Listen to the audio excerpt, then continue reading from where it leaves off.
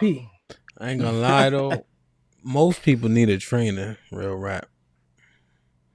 Most people need someone to push them to that one last rep. You know, that's where the money be at. That one rep where you afraid because it might come back down. That's the rep you need. You know. Now the pulleys kind of allow you to, do more weight because it'll pull it up or whatever the case is. You know.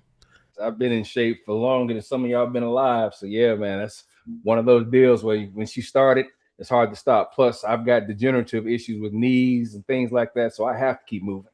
How does that happen? Like, is that just genetic? Some of it is genetic with some folks, but then again, I've been on Motrin since I was 18, so I have to cycle on and off. I've been plus joined the military, didn't help. Then also being in what the hell y'all do in the Air Force? Yeah, move safes, load equipment for exercises. If you're smart enough to be one of the folks who work on the inside, but if you got one of those physical lifting jobs where you're transportation or where you work in the vehicle pool or anything like that, or much less security police or pararescue, any of those things, those guys, yeah, they hit hard and heavy. August, what do you guys think about the Air Force? We don't think about the Air Force.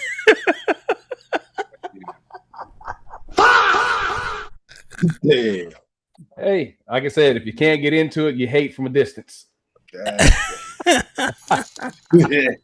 Nothing would piss me off more. I was deployed back in '94, Joint Task Force Provide Promise to Naples, and you've got all the Marines and the Navy folks who want to get up at 4 or 5 o'clock in the morning and go running. Now, being the Air Force guy that I am, I wake up, I go out to my window to make sure they can see me. Say, y'all shut the F up. All right, some of us don't have to be to work to 7:30. And I go back to bed. You could tell a bunch of Marines to shut the F up and get away with it? You goddamn right.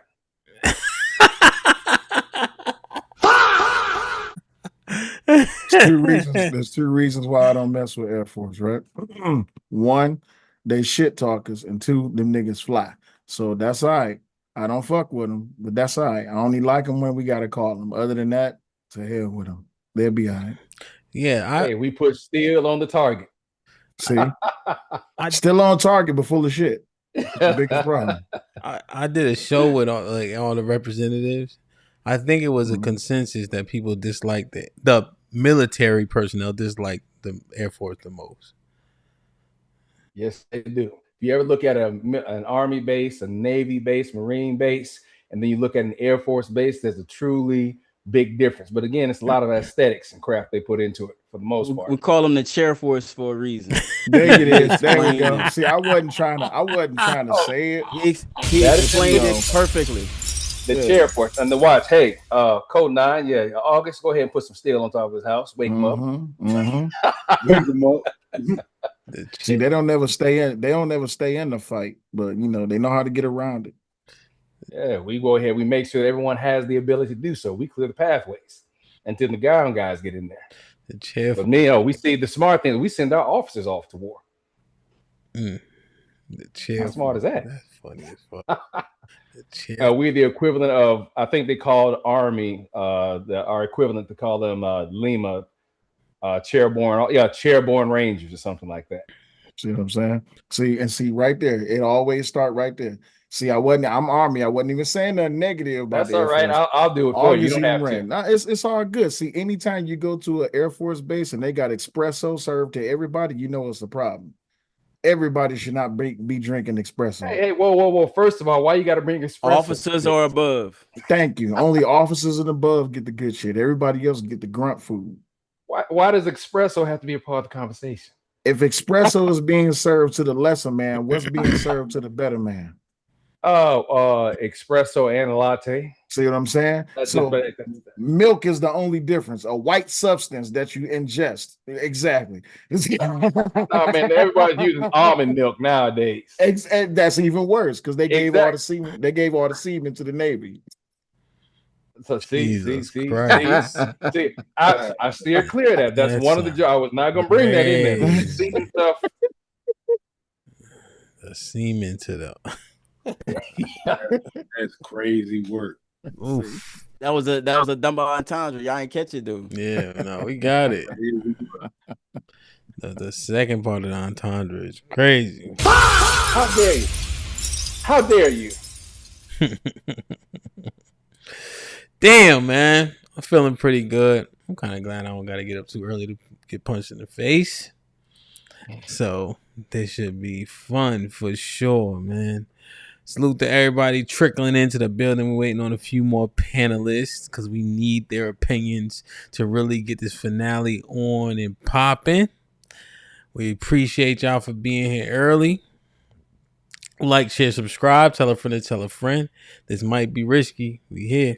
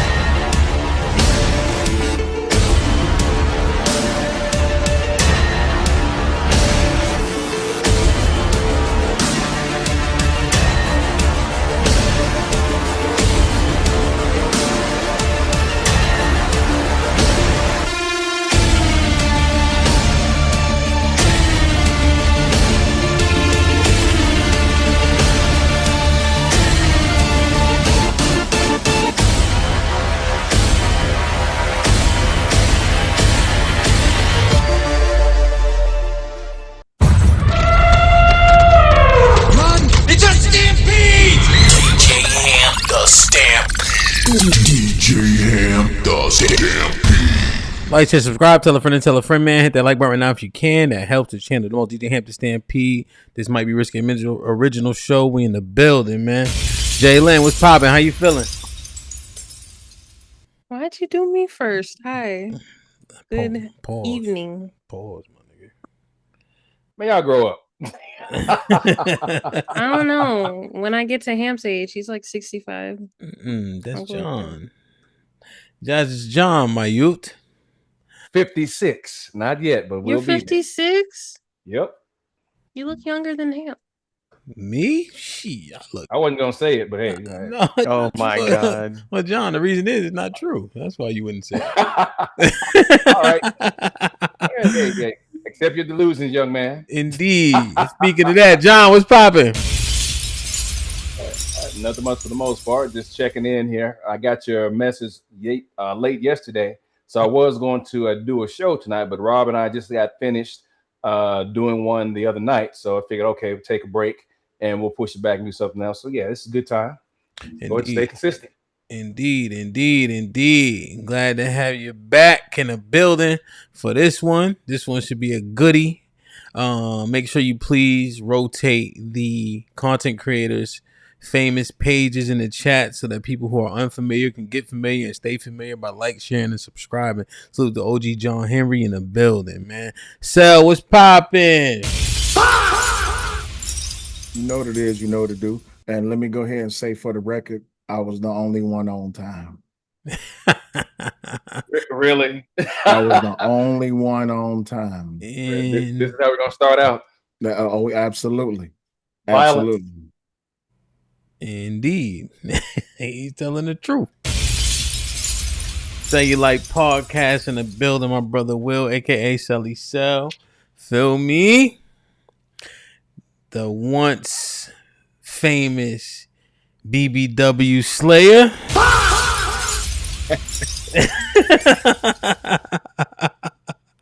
Mr. Fantastic tried to steal your thunder, talking about they gotta be 280 for him to get crazy. I said, you got that from Will, nigga. Know what I mean? He can have it. I'm a married man now, so he got it. Salute to him. Cowabunga. Make sure y'all subscribe to Selly Cell. Mufasa was popping. Chaotic Clubhouse in the building. What's good, man? Hey, still the fact that you and Fantastic Key let him get away with 280 is crazy. That's crazy. You keep saying 280 like, yo, that's crazy. Tell you, boy.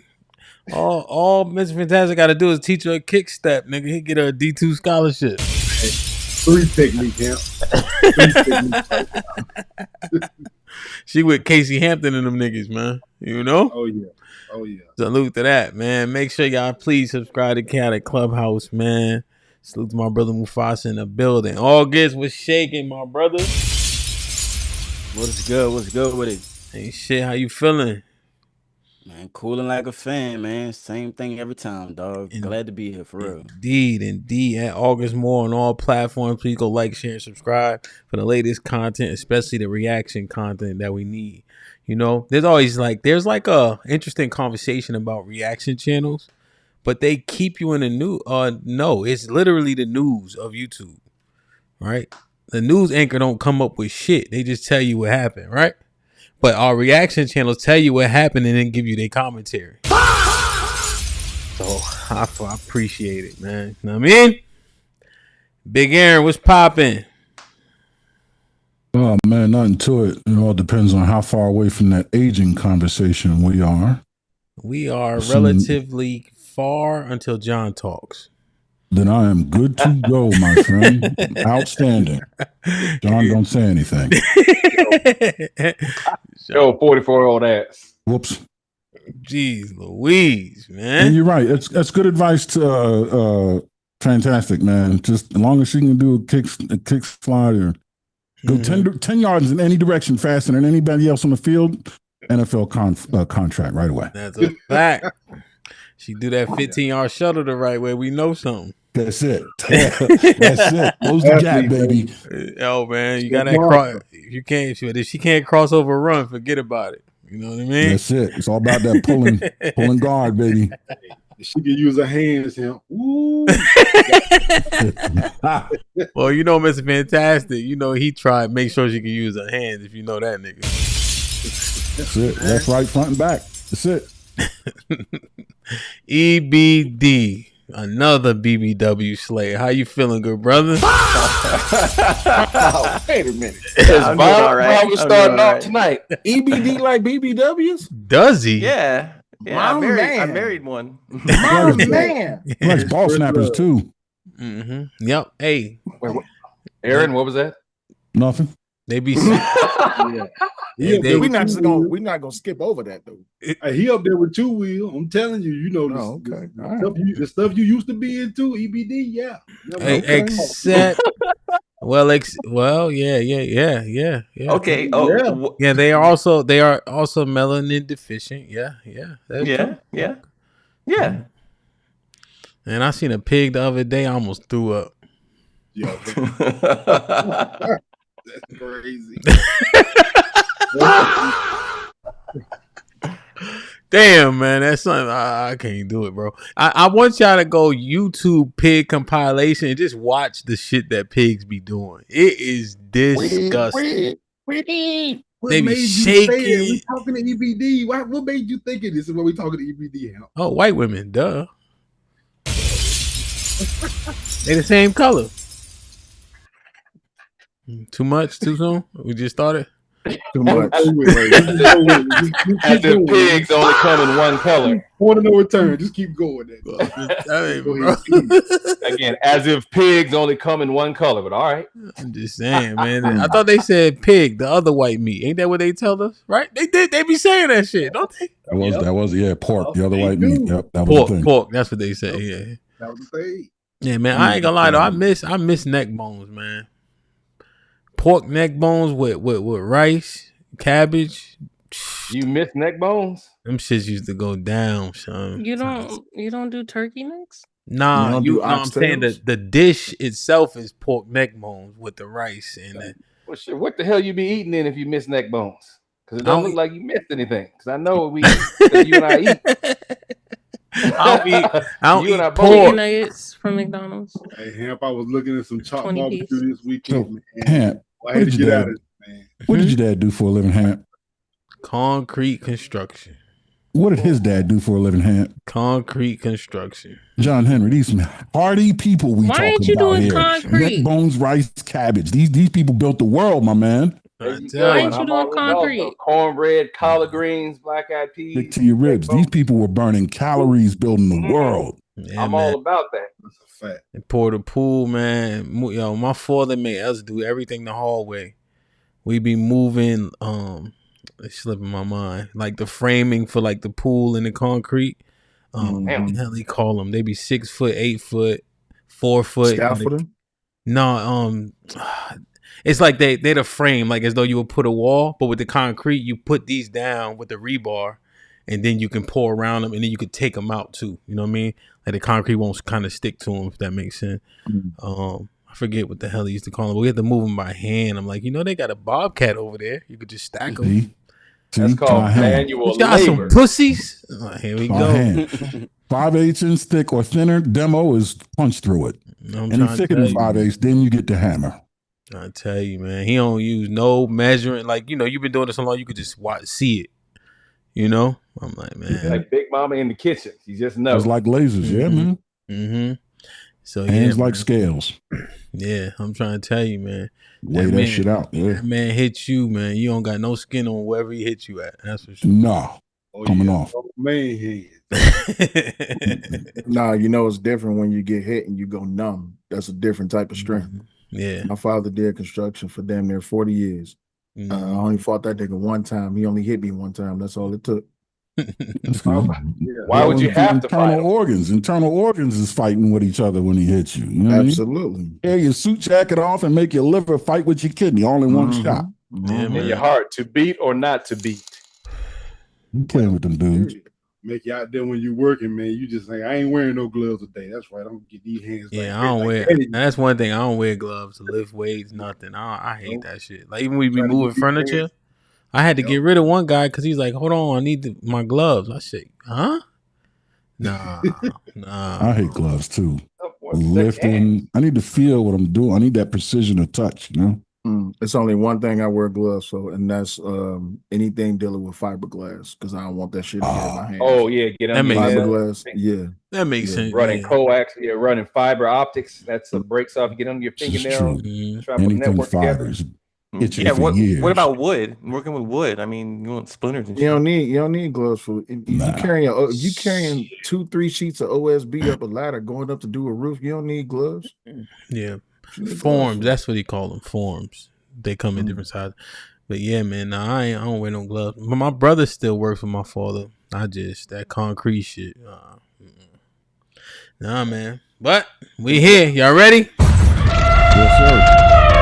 Run! It's a stampede! DJ Ham the Stampede. DJ Ham the Stampede. Yo, man, I always used to love me a good pot of chitlins, man.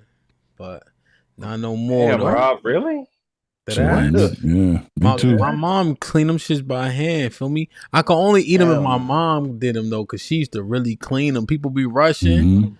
You gotta clean. They eat chitlins in Massachusetts. I'm not from. I thought that was a southern thing. I'm from Connecticut. We used to eat that shit up here. Connecticut. My bad. They eat chitlins in Connecticut. Bro, they eat chitlins in Detroit, bro. I'm black, but not that kind of black. My mom from Florida. They from like Boynton Beach. But she grew up in Connecticut though. Like, I mean, since she was like 5 years old. And then my father, he never lived down south, but his family from North Carolina, but he was born in Connecticut too. Let me see. Animals up here have intestines too. We're not mutants and shit up here. Yeah, but have you ever smelled chitlins getting cooked? I couldn't, bro. I gotta leave. It's disgusting. Yeah, I can't even be on the block. Word. Come back when it's ready. Come back when it's ready, Sid. Son, kid, shalom. Kakashi with the 10 says Jalen asked, why aren't you doing concrete work? Answer, same reason you. What did she even say? Nothing. What? I Hey, can I please address that? Yeah, because it seems like Wow. these weirdos. If you think I don't know I'm fat, you gotta be fucking retarded. You don't need to remind me. I look in the mirror every fucking day, just like you look in the mirror every day and wonder why you broke and be complaining about my weight on the internet. Get your money up, and maybe I'll lose some weight quicker. Thank you. Damn. It's hard to argue from the chat. I ain't gonna lie. Hard That hair towel killed me. He be saying the same thing every live stream. It's like, fuck. Thank you for noticing me. I appreciate it. He probably like you. Got to be he like you. Salute to everybody in the Just building, man. Go ahead. Tell them the face card never declines. Face card trust fund, baby. That's all. The Friendsgiving in the building. Oh, so everybody talking about chitlins now in the chat. My apologies, y'all. Damn it, Rob Platinum. Really? I used to help Rob my mom clean them when I was like a kid. That shit took like a whole day and a half to clean. And then depending on how much you got. Look though. How can you stand it? You got the whole bucket, right? Yeah. Out of that bucket, if that bucket is 10 pounds, you got 2 pounds of chitlins in there. Yeah, because you gotta get rid of all the gunk 8 pounds of crap. Yeah. It's dookie, huh? Yeah. Yeah. Yep. Oof. And the lining, the innards, you just got to get it down to just a chilling. And yeah, you got to get it. No, Aaron, just no. I don't care. You put hot sauce on all that other mess. No. Yo, The my smell mom. I'm surprised you don't eat them. You old enough. You was around Reconstruction. I thought that was what y'all ate. I'm trying to tell you, yo, I ain't gonna. I mean, I don't want. Fuck it. They moms can't cook, Aaron. I see. Fuck it, I said it. They moms can't cook, bro. Yo, my mom the best cook. Nah. Telling you. No. Okay, so all right. Yeah. So, Both for all right, both. so Oh, let me ask you this then. both for both. We can do it. We can do it. No. So when y'all clean, New when y'all Orleans, clean remember the that. chitlins, She don't when got no- y'all clean the chitlins, what do y'all use? Y'all just use Vinegar. straight water? Vinegar. White vinegar. All right, cool. You gotta use Kosher white salt. vinegar. Yeah. My Yeah, mom and cook the everything. Salt scrubs. And sis, by the way, sis single and she could cook. Sis would make a lasagna in 14 minutes, nigga. I ain't never seen no shit like this before. She must be a real good prepper. I don't know, man. You go to sis house, you hungry, she gonna like you. Yo, she come out with food, not just like a sandwich. You know what I'm saying? Yo, See, that's the thing about women that cook. If you tell them you hungry, boy, they about to tear your ass out the frame. Though you got to be careful telling them you hungry because they'll come with a full plate. Yeah. Hey, still gonna lock your ass in, see, bro. All right, y'all. Chris says start the show. Chris says start. All right, man. Like, share, subscribe, tell a friend. We got 150 people in the building. Salute to everybody in the building so far. We got a few more guests posting up. Because this conversation is gonna be dope, but we gotta get it popping, man. First thing I want to ask you guys about, it may or may not be on topic, but it is what it is. Have you guys been keeping up with the Nolan Wells case? Oh, Lord. As much as possible. As much as possible. How about you, Mufasa? Yes, no? somewhat. Cell called the Most High, so I would assume yes. When you said, "Oh Lord," Yeah, I've been keeping up with it. August, Not at all, man. Aaron, Considering the company on this panel, negative, Ghost Rider. John Henry, Yes, world events. EBD. I have not, unfortunately. Okay, do you guys know about the case? Yeah. Affirmative. The drowning, right? There were 2 autopsies conducted. Correct me if I'm wrong for Jalen and Cell. Seems like y'all know the most of Mufasa. There hasn't been a conclusion yet. So there was an autopsy by the county, and then the body was shipped for an what is it called? Not private autopsy. What is it called? Is it private? What's the proper term? Independent. Coroner, right? Did the autopsy. Yeah. So they were conducting their autopsy. Is also inconclusive to how he died. But in their autopsy, the throat or the lungs weren't sent with the body. To see because if those things are waterlogged, then that's how you would confirm drowning. So there's some discrepancies there. There was a bruise in the back of his head that wasn't on the initial autopsy notes that they found on the independent autopsy, as an example. But no conclusion yet as to how the boy died. Ben Crump has been admonished from most of the reactors that I saw looking at it, because like he's trying to read the reports and such, but this man can't get the words out his mouth. The words be whooping his ass. Jesse was just had that cadence. This nigga sound like his dentures is about to fall out. Okay, I'll say this. For someone whose intentions are noble, his oratory skills are less than. I definitely. I mean, I think we should all be able to agree to that. His articulation skills are very poor as to express what should or shouldn't happen. Yeah, EBD, you took the fun out of it, bro.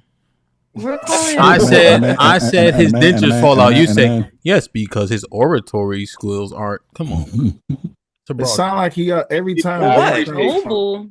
yeah, every time Ben Crump talk, it sound like he's slobbing all over the place. Like I just don't understand why anybody listen to him.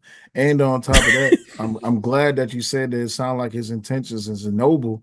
But Yeah. what is noble about this man? Every case he been a part of, he never stayed. Hey, you remember that? You know The what would episode be on the noble Boondocks? is if he's doing this pro bono, which I'm pretty sure he's You remember not. the episode on the Boondocks this ain't noble. where Huey went on that hunger strike and the guy Robert Goodlove joined him? That reminded me of Ben Crump, like the Absolutely. grifter. You know? Okay, Mm-hmm. so let's get to this then. You guys think, Sel, you think he's noble? Ben Crump? Yes, sir. Not at all. He's a race hustler and a grifter. He's doing it for his pocket. You agree, August? Yeah, absolutely. Jay, you agree with that? Yeah, it's not noble. Mufasa? Yeah, I wouldn't call that no. ABD, you still think he's noble? Yeah, I still think it's noble. Break it down. I think whenever something happens to us or we face an injustice, most of these things go swept under the rug, and his intention is to call attention to it, whether it be local or national or as many eyes and ears as he can get on. Now that costs money. You can't. He's not. I'm not sure why. When it comes to advocacy, and we have a black man who's being our advocate, we want to scrutinize or denigrate or demoralize and say that it's all about money in his pockets or what have you. When something happens to other people and then they have voices and advocacy, and they also can't do that for free either. They get money for doing it such and such. But their people don't question their morals or their intentions of, oh, he's getting paid, he's getting $1, he should just be doing this. Nobody gets this kind of scrutiny. Only when it comes to black men who are advocating for our very lives and for justice. Why is it that we put this unnecessary burden and scrutiny as a community when other communities don't fucking do that? Let's get a response. Who you want to respond, ABD? Everybody. All right, give me two first. Come on. All right, so you responding to EBD? Oh, I thought you wanted just a general response. You're talking about from the conservative side? Yes, sir. I wanted to. Okay. EBD, I asked you, what two people do you want to respond? Okay. We'll start with August and then Aaron. My response, I just want to get a better understanding of what it is that you're saying. You're saying people. What people on the other side advocate like Ben Crump? What? So like the Asian community, when violent like specifically start, like they have senators, they have representatives, they have district what's the name? You know what I'm on. saying? You know how we can name Ben Crump because he attaches himself, but I'm trying to find the same equivalent in another community that's like Ben Crump. Right. That goes out. You mean like a civil rights advocate or something like that? No, like somebody that advocate for white people doing white shit like violently, and then saying that they're not, they representing for the white man, like no. What I'm talking about is advocacy for injustice. I'm not talking about advocacy for this race of people. That's not what Ben Crump does. He goes out and brings awareness to a systemic injustice that's trying to be swept under the rug. Injustice for who though? Yeah, injustice for the family of the victim who was either is it like just everybody? Like is it like or arrested would it be a white or it's convicted a white of something victim? that they didn't do? So he does it for white victims as well as Asians and blacks and all. I think he's done it for other people, not just black people. Yeah, he's done it for other races of people. Because I've never seen Ben Crump attach himself to nobody shit, but only black people shit.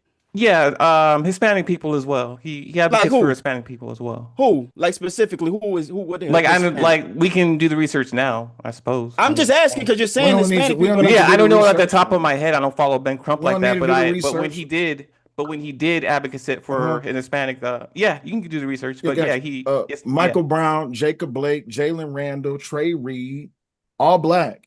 Okay. I'm just trying to understand. That's it.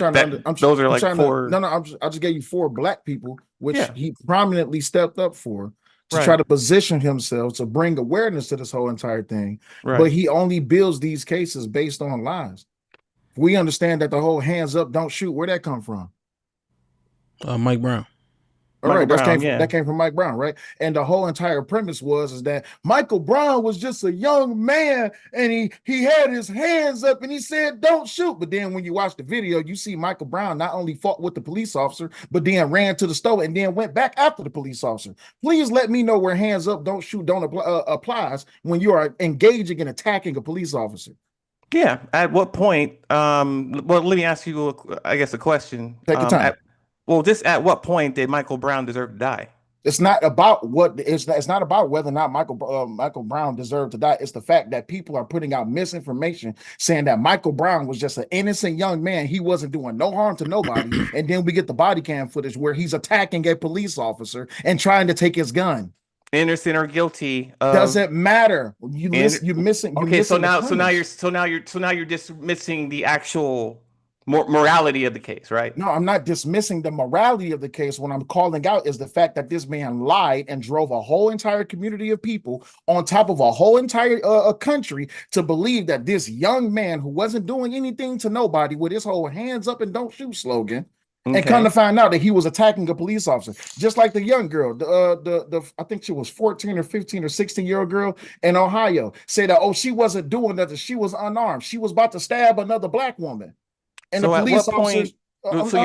You're saying we're being misled and we're being lied to about different stories, but what you're missing is that stories are told through different lenses and perspectives. So while you're saying that, he attacked the police officer, you're putting more culpability on a citizen rather than the police officer who is sworn to uphold and serve the law, not going around, shooting people as a result of self-defense against someone who was unarmed. I find it funny that you say that I'm not willing to hold the police officers culpable. First of all, I don't like police, but second of all, they're human beings just like the rest of us. But if you have a person that is actively engaging and attacking you and trying to take your gun, and he's more than 1.5 feet taller than that police officer, well more than 200 pounds than that police officer, what was that police officer supposed to do? Beg him to stop?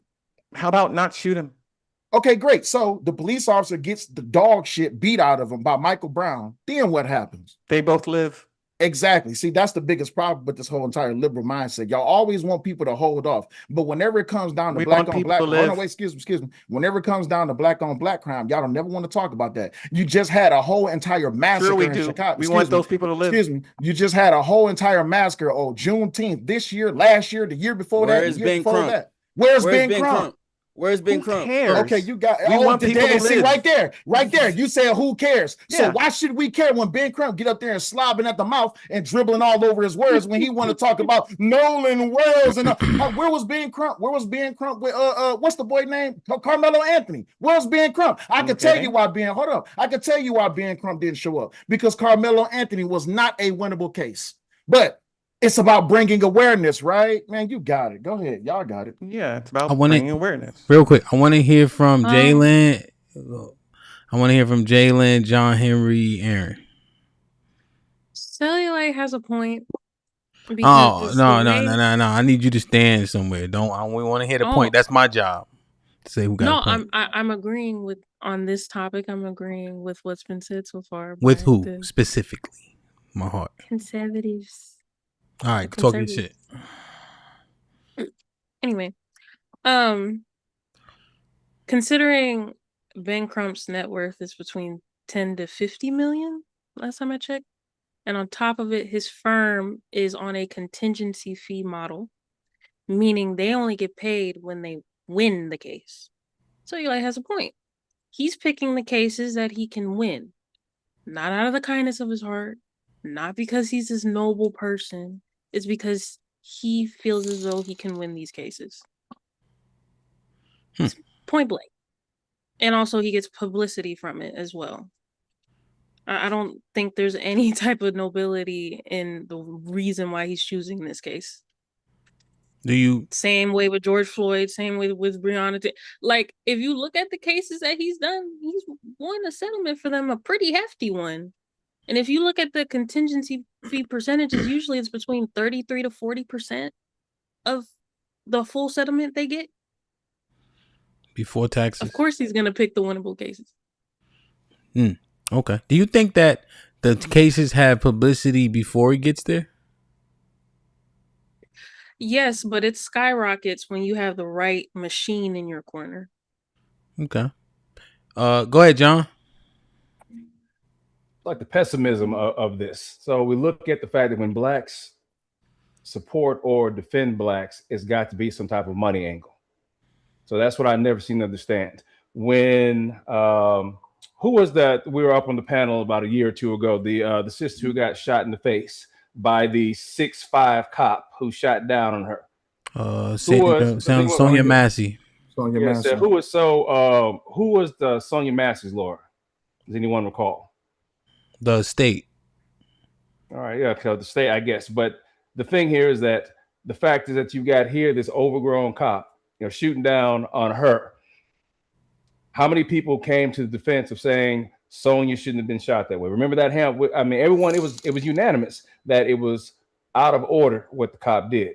But see, the thing is that the support network that was around that, because it was a white cop shooting a small black woman. Now, going back to this issue here where we're talking about Michael Brown. No, Michael Brown was not an angel. No, that's understandable. And I am not for anyone trying to put him in a position to make him out to be one. But the thing here, the matter is that we have all seen where white cops have seen guys who've chased them down and swung on them and have not shot these guys. All right, we've seen that. So going back to what EBD was saying, so is there any reason that he should have not shot Michael? If they can show that type of restraint and someone is actually putting hands on them and calling them, as opposed to thinking that, well, he may hit me, but he shoots anyway. Where's the difference here? Why are we so hard up on the fact that, yes, Michael was not a model kid by no means, but at the same time, did he deserve to die? And see, it's always the disingenuality that people bring to these type of arguments, or rather these type of discussions. It's always about whether or not if a person deserves to die. I'll be the first one to say it. No one deserves to lose their life at the hands of anyone else unless it's in the act of saving your life or saving someone else's life, which is the biggest problem that happened with the Ma'Khia Bryant story that happened in Columbus, Ohio. That girl was out there. She was involved in a fight. Her father was out there. She pushed the girl down to the ground. Her father came up and kicked that girl in the head, busted her nose wide open, kicked her eye out of socket. And then the girl, Ma'Khia Bryant, she then pulled a knife out and she went to stab another girl. But there was a white police officer there. See, the biggest problem is nuances and everything. We know that the white police officer shot the young girl, the black girl, and she ended up losing her life. So of course, here come the race hustlers saying, look at this, another example of police brutality because she was a black woman. But had he not shot that girl or attempted to stop that girl from stabbing that other black woman? Oh, look at this. He just standing around. He not even gonna try to save her life. I always find it funny that when y'all always want to hold the other race accountable based on their position and what it is that they do professionally. But again, I always ask, where's this same tentative attention that's being played within the black community? Because if y'all really cared or paid that much attention, a lot of these streets and neighborhoods would be cleaned up. And we wouldn't have to discuss race hustlers like Ben Crump, Al Sharpton, and the rest of them showing up only when there's a body and there's a white man face that you could put on the check. And Aaron, look. And go ahead, Aaron. I just want to hear from Aaron too, his point. And I'm not saying you can't respond. I just wanted to get Aaron. Yeah. So when I think of him, I don't think he's just. I'm not saying he's just doing it for the money. I think of like hunters. There's one kind of hunter I respect, one that I don't. The hunter that I respect is the one that hunts for food, for utility. The big game hunter is the one that put marlin on their walls. I don't have much respect for them, right? Now, if you're out hunting for tuna because you eat them and happen to catch a marlin and hang his ass up, fine. But what this guy's doing is he's marlin fishing. He's out hunting for big game. He's going for lion tusks. What's called elephant tusks, right?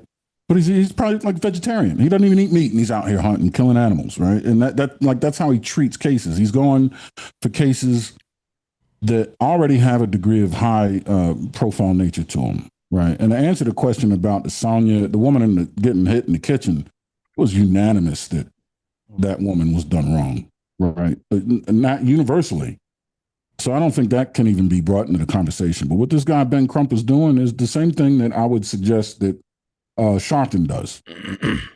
He's an ambulance chaser, and he's chasing high-profile cases, and it's not for the money, but it's for the exposure and the credit and the credit, the street cred. He's clout chasing, essentially, because if not, smaller cases would be made high-profile by virtue of the fact that he took them and made them high-profile, and would do things in his off time, right? That would be pro bono. He would pour a lot more into the saving of the community. Like when the military does military shit, even though we're not at war. There's small skirmishes all over the world, South America not just exclusively, but especially.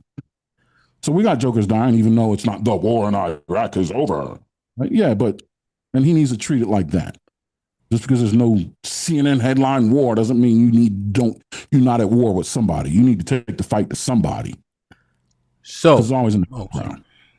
That's it. That's all I got. No, but I understand the consensus point, especially the ambulance thing. Now, one thing about selecting cases is that is the standard operating procedure for most attorneys, right? Unless they look at the case first, they screen it to see if it's even worth them taking. I mean, that just happens. Now, John, what is your stance on Nolan Wells? Because when I recall the Sonia Massey case, if you remember, you said she threw the water initially. Yes, I did. You said it and I said it. No, not me. Not me. No, you did, because I showed the stack when you put in the background. Nobody gonna say I said she threw the water at the police. I'm saying that was me. I came up on the stream and I showed. He said, I know. There's another stream. There's another stream, but we won't get into that. No. That is no. Well, let me be very clear. Never once did HAMP say Sonia Massey threw the water at the police officer, right? And never. No, you did not use those words. You said, I didn't. Well, no. You said it, right? We don't have to do that, right? Because it's 230 people here. The video. Well, no. That's very important. HAMP never said she threw no water. You said it. Again. So I'm asking. Me and Sal were there. Yeah. HAMP, again, I'm 10 toes down. Do I lie to you, HAMP? Yes. Apparently. All right, so I want you to keep that energy when we go. I told you, HAMP. I told you that Air Force, bro. I told you. I wasn't gonna say nothing, bro. Keep that I wasn't gonna say nothing. He said, "I think about this." Aaron, you hear this? Yeah. Dementia's common among you. Come on. Now, hey, all right, but the kids, you had a change of heart, especially after Cell came up and showed us how the bullet hit her, and then that was a knee-jerk reaction from the body and etc. Right? Oh yes. I had a change of heart, realizing this is bad on me because of the fact I was looking around the audience. You know what? I'm not going to sit here and argue this. Like right now, there's no change of heart. Yeah, I had a change of heart, and that was wrong on me because of the audience just sitting there listening to this. Let's get on with it. But like I said, HAMP, I'm 10 toes down on this. But that's not the cause for tonight. Right now, the cause, again, how do I look at this? The Nolan Wells case. There's all types of shit wrong with this. But once again, how is it that a young black man can go out with all his friends, everybody comes back, no one says a damn thing, his phone is missing, and then they've got statements. So why is it that you can take the time to put your statement together? If something was wrong, why are you not out there looking for him? This is supposed to be your boy. This is supposed to be the kid you down with. Now, being the same thing like Nolan, growing up around white kids, around Hispanics, whatever. But I was on base. I wasn't in an environment. I was not in Mississippi. I was not in one of those environments. I was on a base where I grew up with these folks from 3rd grade up until 12th grade or something like that. And even if I go missing, somebody would go looking for me. But to find the fact that this kid is out here with people he calls his friends, and nobody knows anything about him, and then a kid has to go to get his judge mom to cover for him, there's a problem with that. Yeah. Can I ask a question, please? Real quick. Because the point of contention. Wait. Real quick. Hold on. Oh, you let it. We still developing. I thought you was telling me to. I thought you was telling me to ask the question real quick. My bad. No. I was saying. I understand. Yeah. No, and John, the reason why I was bringing up the Sonia Massey case, because as we worked through it, everybody realized what had happened once we got all the angles and stuff. I'm saying that you took a position which was kind of like you don't operate like you trying to be like a contrarian. You saying, here's what the facts are. Here's what I see. Here's my assessment. So I was bringing that up more so to say that you just looking at the facts and are willing to be objective until we get more facts, and you willing to say, oh shit, okay, I fucked that up. That's why I was bringing it up.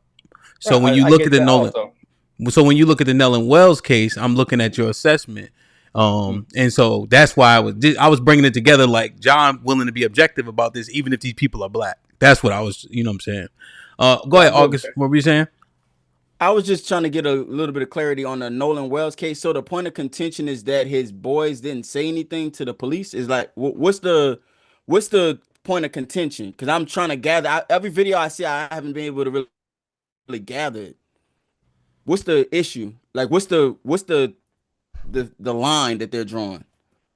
If somebody can make it make sense. So, all right. The best way I can say it like this: no one knows all the details. And the reason I say that is because the same thing that happened in a majority of these high profile cases, no one knows nothing, but they always got suspicion. And suspicion is, that's just natural, right? But the problem is that they're already drawing correlations based on either race, class, positions, status, all this, that, and the other.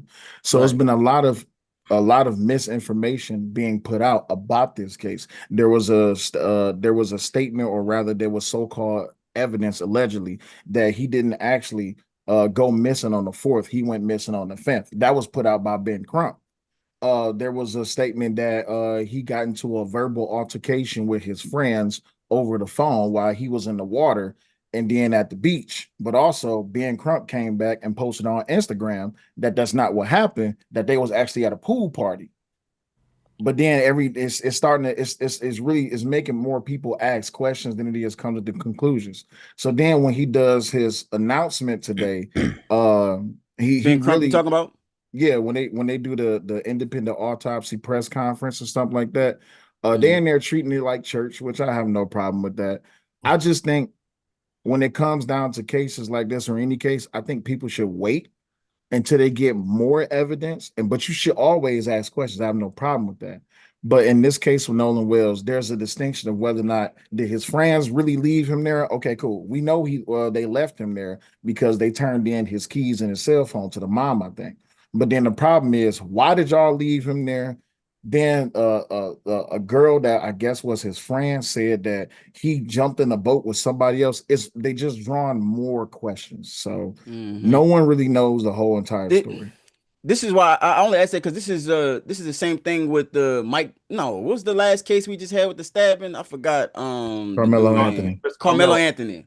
Yeah, it was just a whole bunch of bullshit that was added to the pot, and we keep jumping behind that without knowing all the facts and putting all our eggs in a basket and then looking stupid. And so that's my problem.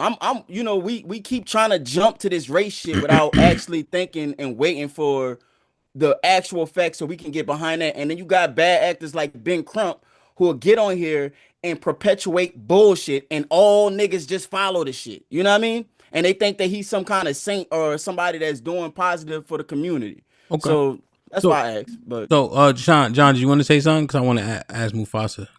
I thought you wanted to say something, John. No? Oh, no, I was lost. But yeah, we're good. Okay. I'll come back if it comes back. Mufasa, what you think? Well, let me ask you, Mufasa. Your son say, "Hey, Dad, I'm going out fishing with my friends." You bring them to the boat. It's all white boys. What's your first inkling?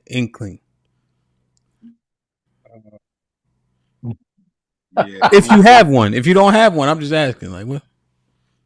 Well, no. I mean, yeah, it's something. I mean, look, if I've never met them, or I can't see it happening with, but like I said, I just can't see my kids coming with just all white boys. I mean, but my first inkling would be, nah, son, what's going on here with this? You know what I mean? We don't go with just all of them, man. Nah, you don't, take another friend of yours with you. You and your homeboy go with you, you know what I mean? But not by yourself. But I will say about this Nolan Wells thing, man. It's a lot of questions, like Sale said. It's a lot of questions that still need to be answered. Yeah. And off the rip, certain things do seem fishy. We are hearing things about, certain strings being pulled. Why did those kids have his cell phone and his keys? Why did y'all take his cell phone and keys and leave him where he was? It's a lot of questions that need to be answered. It's very fishy. So I just say off the rip that us as black folks, when things like this happen, our ears are perked up. They are perked up. But I do agree with August. We got to stop jumping the gun here. Let's let some of the facts come out so we better can assess the case. But just off the bat, that I'm just thinking, like you said, something fishy went on with that whole thing, and we just got to figure out and wait till the facts come out. So EBD, right? I'd hear it. They got his cell phone and his keys. An 18-year-old boy without his phone. That don't make a lot of sense to me, and we are speculating. But I hear it, and this could be white, black, blue, purple. A kid without their cell phone and without their keys, you did that shit. Right. Like, why do you have his stuff? Right, EBD? Right. Like, what do you think about that? Am I bugging? I'm reaching? No, you're not. This is I know what you did last summer. This is exactly what if you think about the premise of the movie itself, what is it about? It's about white kids who were doing a wilding out, got someone killed, everyone's mum about it. Line for line, word for word, how is this not that? I mean, in a way, yeah. And you know what? I agree with you to a point, because I just want to know from all of y'all on the panel, which one of y'all go into the water with your keys and your cell phone in your pocket or on your hip? Nobody? All right, cool. On the island? On the island? No. Are you going into the water with your keys and with your cell phone on your person? No. You go in the water like that? Oh, okay, cool. So more than likely, hold on, wait. So more than likely, you will leave it in. I know this is the thing. I do agree with EBD on this, because I can see you. Yeah, I can see you leaving your keys and phone in the boat, but I don't see why y'all would leave him behind. That's the thing that irritates me. Common sense is about to enter the chat. You see what I'm saying? When you want a bias to be, you're gonna find any reason for the bias to be that. So we have to take a step back and think. Wait, well, what is? Because we're being manipulated. August, you're not the person to be talking about thinking, man, because I've always just listening to you right now. The first thing you want to do is look for the fact that someone is trying to manipulate, someone is trying to pull the wool, someone's trying to hustle. There's nothing here to look at that. Occam's razor, right? If we were to talk about that, the most obvious thing, the most simple answer. I mean, think about this. When black people for the last year, so the last 2 or 3 years, are showing up hung, people simply say, oh, well, he may have had an issue. Oh, well, they've had some problems as of late, but the single black person has been showing up just hung off of a tree. No, this is nothing racist. But now we're looking at this situation. Again, no one goes into the water with keys or anything in the pocket, but they will leave it someplace so they themselves can come back and retrieve it, right? I agree. And that's okay. If that's where you were going, I would agree with that. But no, why would they have his keys, his stuff, and not him? If he's going to have his stuff and then go and tell, oh, we think he got on another boat because there was a girl he was talking to. Have they even found a mermaid? Yeah, that's all this nonsense that they talk. Yeah, I agree with you. Somebody has an echo real bad. Yeah, somebody got an echo. I don't know who got an echo. Somebody got a real bad echo. Okay. It just went away. All right, the echo's gone. So I agree with you to a point. The whole Occam's razor thing, right? And I love Occam's razor because the simplest answer always answer. But you know what the biggest problem is when it comes to influence and when it comes to misinformation, and this don't even have to be about party lines or anything like that. This is just be about propaganda. Propaganda makes lies seem like truth. As long as you tell it enough and you tell it to enough people, it will become true. But then when the video comes out, now it's a whole entirely different thing. You know, what's a great example is this? Rodney King. Rodney King was the whole story behind the whole Rodney King beating that he received from the police officers. We was all told that he was a crazy deranged black man out there fighting with the police. until the video come out. And we see the video, and what is they doing to Rodney King? They beating the living hell out of him. But you get enough people saying it, it becomes true socially. But what do the facts say? The facts say that, yes, legitimately, no one is going to go into the water with their phone and with their keys. This is where I agree with you and EBD on this point. Why in the hell did y'all leave him then? Y'all didn't come back with him?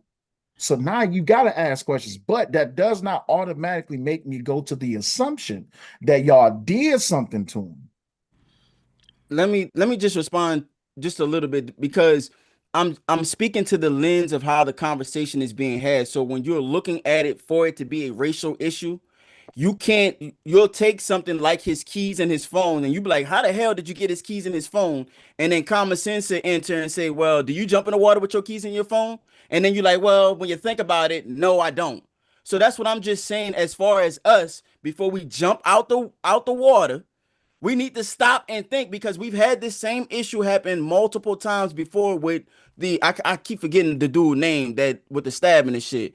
Carmelo Anthony. Carmelo. We had the same thing. All them stories they was coming out with Carmelo Anthony, fucking lies. And then we jumping behind, looking stupid.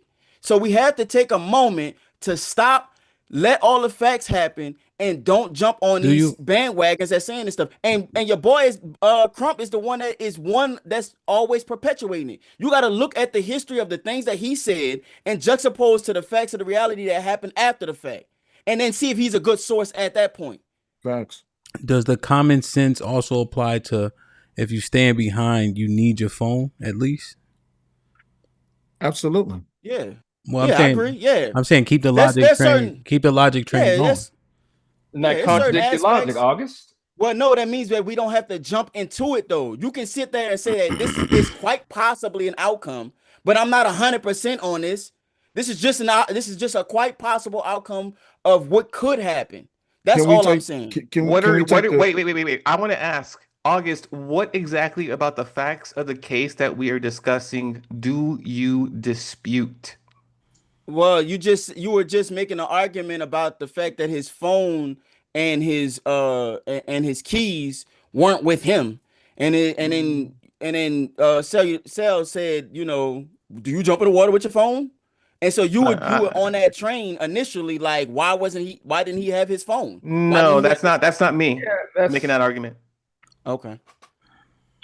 That's what I'm saying. So another question to follow that logic up of where you're going, because you've kind of repeated the same aspect a couple of times, saying we need to jump back or step back, and this is the same thing as Carmelo Anthony. Do you think either one of those cases had anything to do with race, or are we just all kidding ourselves? Who all can answer that question? Which cases specifically? Because I got a few more. No. What August is arguing, what I'm hearing him keep arguing is we need to stop looking or looking through incidences through the lens of race and take a step back and look at it through an objective lens. The problem is you don't live in an objective country. You don't live in an objective court system. We live in an objective reality. You don't live in an objective society in any shape, form, facet from its inception. So this imagination that you have, I'm sorry, we cannot pack our bags and live there. Hey, August, step to the side right quick. You got it. I'm out the way. What did Al Sharpton just say on national TV? This case is not about race, but we ain't gonna discount it. So you don't want this to be about race, but you're also going to make it about race? What did Jeff Metcalf say in his very first interview? This case has absolutely nothing to do with race. What did Dominique Alexander from Next Generation Action Network say in the press conference? That this is about race. See, every time y'all bring up something, y'all apparently not too studied on this. Y'all say y'all don't want it to be about race, but then y'all cry and complain that it's all about race. Yeah, well, what about the white boys? What about the white boys? So what that they white? Niggas leave niggas behind every day. Let me ask you a general question, a simple logic question. If you go to the club with your homies and you meet a bad bitch, is you about to leave the club with your homies and the bad bitch? Or is you about to leave with the bad bitch and say, hey, y'all, I'm about to go? You're not about to stay with your homies. You got a bad bitch. Come on, man. What are y'all talking about? See, this is the Y'all thing. always fall on this dumbass sword about race, man. Come on. So this is the No, dumb no, shit no, that no, I- no, no. Here's Okay, what we're thinking. Here's what we're thinking when we talk about the issue of race and why we view it through the lens of what we do, because we always have to ask the same question of every situation in order to assess the outcome properly or to as fair as we want.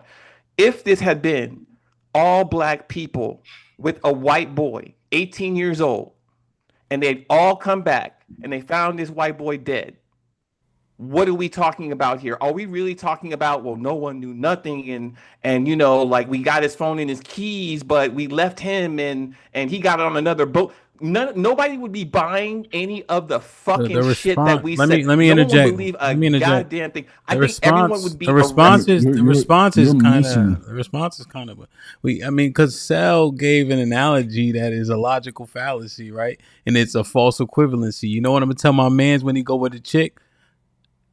Text me when you get there. Yeah.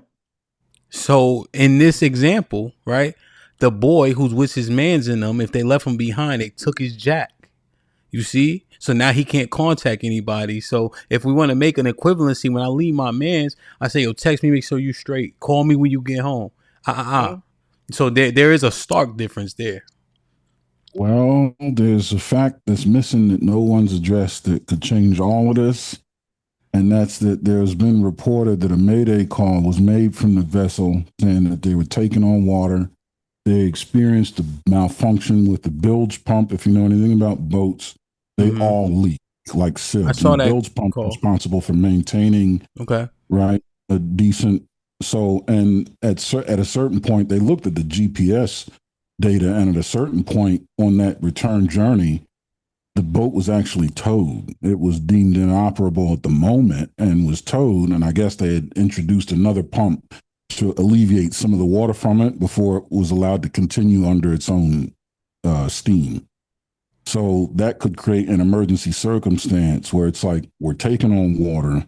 We got to go now. We got 10 miles to cover. Right? Because now we introduce it, except they were asked, is everybody on the boat? And the white boy, whoever, I think the white boy, obviously.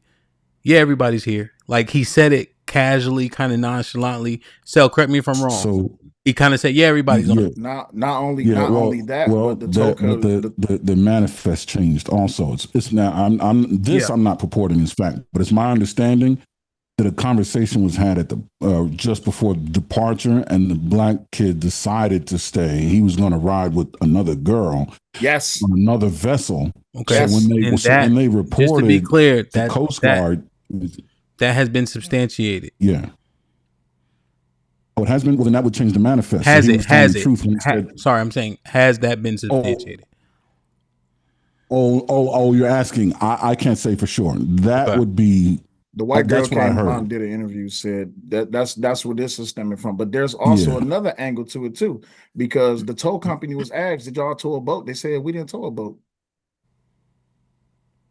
Damn. So how would GPS?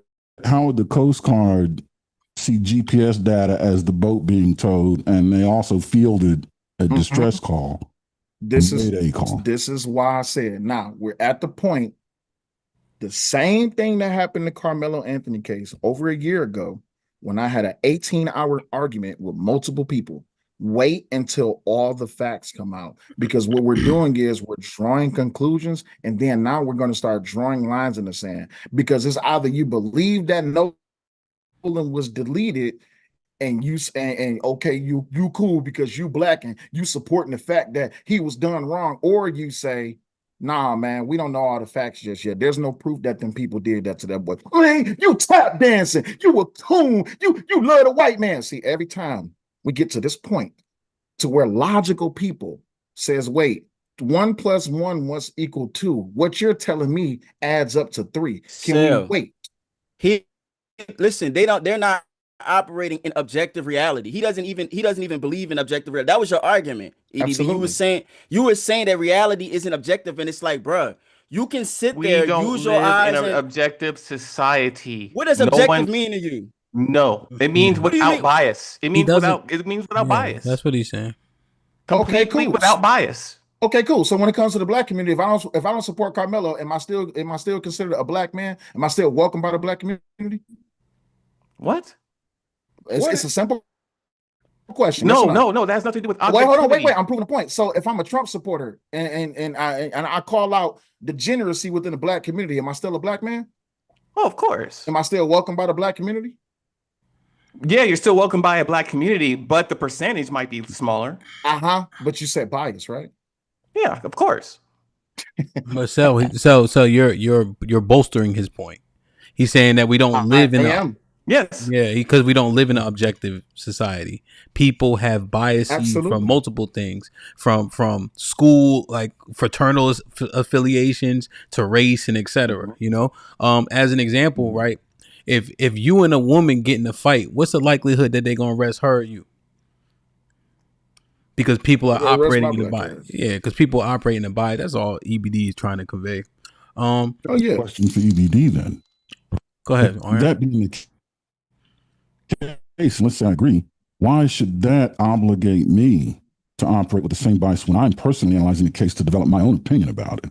And that's the point I was making. Why isn't it beneficial for me to remain objective when I'm looking at it? It's beneficial to be objective. When you say, hang on, Aaron, when you say you're objective in looking at it, are you saying that you're you're removing factors or adding them? Neither. I'm looking at what's being presented and what's been established as a fact. And as those facts evolve, be it being updated or added to with better information that's confirmed to be factual information, that's what I'm going with. Right. So you're biased toward. I'm not adding or subtracting anything. No, you're no. What I'm saying biased is like towards objective reality. When I'm talking about objectivity, I'm talking about all the things, removing yourself and removing your own personal experiences and asking different questions in order to get to challenge yourself. That's what I'm saying, Aaron. The only time I'll introduce personal experience is to better understand the facts. So, for example, I've done a lot of boating in my life. So I understand how distress calls work. I also understand what the seafloor of an archipelago area would look like and how it could make the waters choppy. So I understand the boating challenges that they would face in an island 10 miles off the coast of a state that's a delta, right? That's how I use personal experience. So even though you have more personal experience, especially with boating and distress calls and stuff like that, you have a different perception about what most likely happened based off of personal experience, which would again lead to bias. Because I'm absent that bias. I don't know the experience that you're talking about. So therefore, you're more informed about the actual issues of what could have happened out there based off of your personal experiences. Yeah, that's what I'm saying. So even bias. No. You have projection experience as far as I'm using as that to better understand the facts, but I'm not using that to create a bias, create a position on the facts. I'm not bias. No. Your bias is toward the facts, though, not bias against your bias to objective reality. Hold on. Wait, hold on. What's your bias to having removed bias? Not speculation. Wait. What he's saying is a matter of fact and not speculation. EBD. That's what you're saying. He's biased to. That doesn't make sense. Correct. EBD. Correct. That means you're saying. Listen. Not making a bunch of things up. EBD. You're effectively saying that he's biased to removing bias. No, that's what you're saying. Because objectivity, being objective is to remove bias. But you're saying he's biased to objectivity. That's what you're saying, bro. No, listen to never yourself. Said that. No. He has personal experiences that gives him a better understanding of what actually happened versus other people. Yes. Right. Agreed. Question. But the goal is informed decision. Do you but the goal is before you ask your question, are we clear on what's trying to be conveyed, right? So I'm clear on it. Yeah, I just can you clear it up? Yeah, I just want to make sure, right? So re-level set him. Yeah, because he's saying Aaron has a bias. But what'll happen is when Aaron hears distress call, what rotor went out, he's like, okay, they're really in an emergency then, right? So then Cell presents, but there was no tow, right? Right, Cell? Is that correct?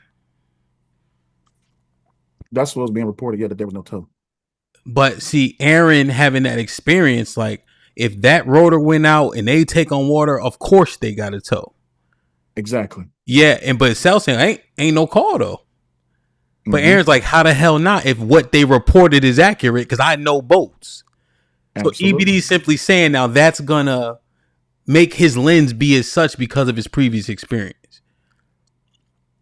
So, but here's the thing, though. The goal of it is to gain the truth. Wait, the problem I have with EBD's position. But I know, that's what he's conveying, though, right? So, right. But the problem I have with EBD's position is that he wants to create a bias through a racial lens before even knowing all the facts. No one's even talking about that.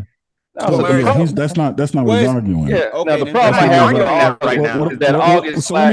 Let me clean this up. There's no racial argument, Aaron. No. Let me clean it up. So EBD, here's what's happening, and HAMP outlined it perfectly. Right. What it does is it now makes me ready to ask the appropriate next question. Right. I've not taken a stance yet. I've not come to any conclusions. I just have enough knowledge of details of the situation to go, something isn't right. Right. To dig deeper in this particular spot because already I'm noticing an inconsistency. Right. Yeah. Right. Yeah. So that furthers the objective lens to seek more fact. Well, he's not. No. What EBD is on. I'm not saying that you're picking or when I say you're biased, I'm not saying you're picking or choosing a side and drawing conclusions. I'm just saying you have a different perspective from personal experience that the rest of us really can't draw from what it sounds like. But bias then wouldn't be the word. That's not. Bias isn't the wrong word. Let's just say bias is a wrong word to use and go with familiarity or familiarity or perspective. Yeah. But your argument is that we don't live because maybe that's the wrong word. Your argument is that we live in a biased world. I'm telling you that the goal is to seek objectivity, right? You're arguing that we can't seek objectivity because we live in a biased world. That doesn't even make any sense. Didn't say that. Hold on for a second, AB. Go ahead. Okay. You're drawing these conclusions based off things I've never said or argued. You didn't say we live in a biased world. Yeah, we running into the problem ground here. That part. Go ahead, John. The problem here, August, is that lacking the comprehension. You're creating an argument that was never posed because you're not understanding what's being said. The fact of the matter is that we do live in a biased world because, as EBD said, if this were a white kid with a whole bunch of black kids, they'd be tearing shit down right about now. Because think about this. The single white woman can make a statement about a black man supposedly touching her. They burn a whole town. A single white woman can say that, oh, this kid whistled at me. They pull him out of bed, crash the doors in his house, pull him outside, beat him, hang him, shoot him, and leave him in a creek. All right. The fact you guys say, oh, this lawyer is a race hustler. The fact that you'll say that without any consideration of the fact that maybe this man is doing it not because of the fact that he's a lawyer, they look for money, but also there is a problem with how the case went down.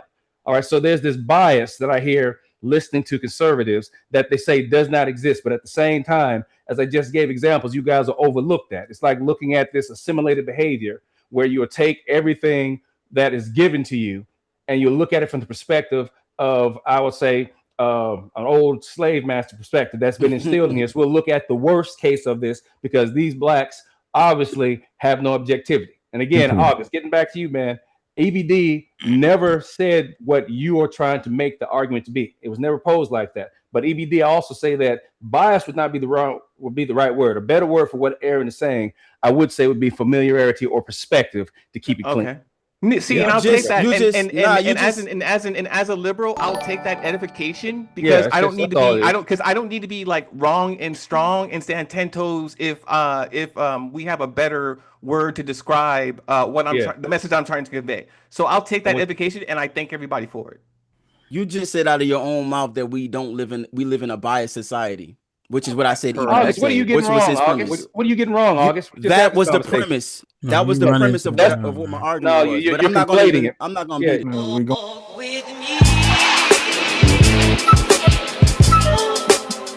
Like, share, subscribe, tell a friend and tell a friend. Hit that like button right now if you can. That helps the channel the most. All right, let's go on to the next one. As Ava the fellow said, anybody can make up a lie about a boat taking on water. Just bolster their alibi later. Did that help them? Did the boat sink? Make it make sense. As Ava the fellow says, they, Cell and Aaron, or perhaps uninformed, are lying. Not proof he tried to stay with the heifer. Heifer said he was leaving. Okay, I guess the girl who said the story.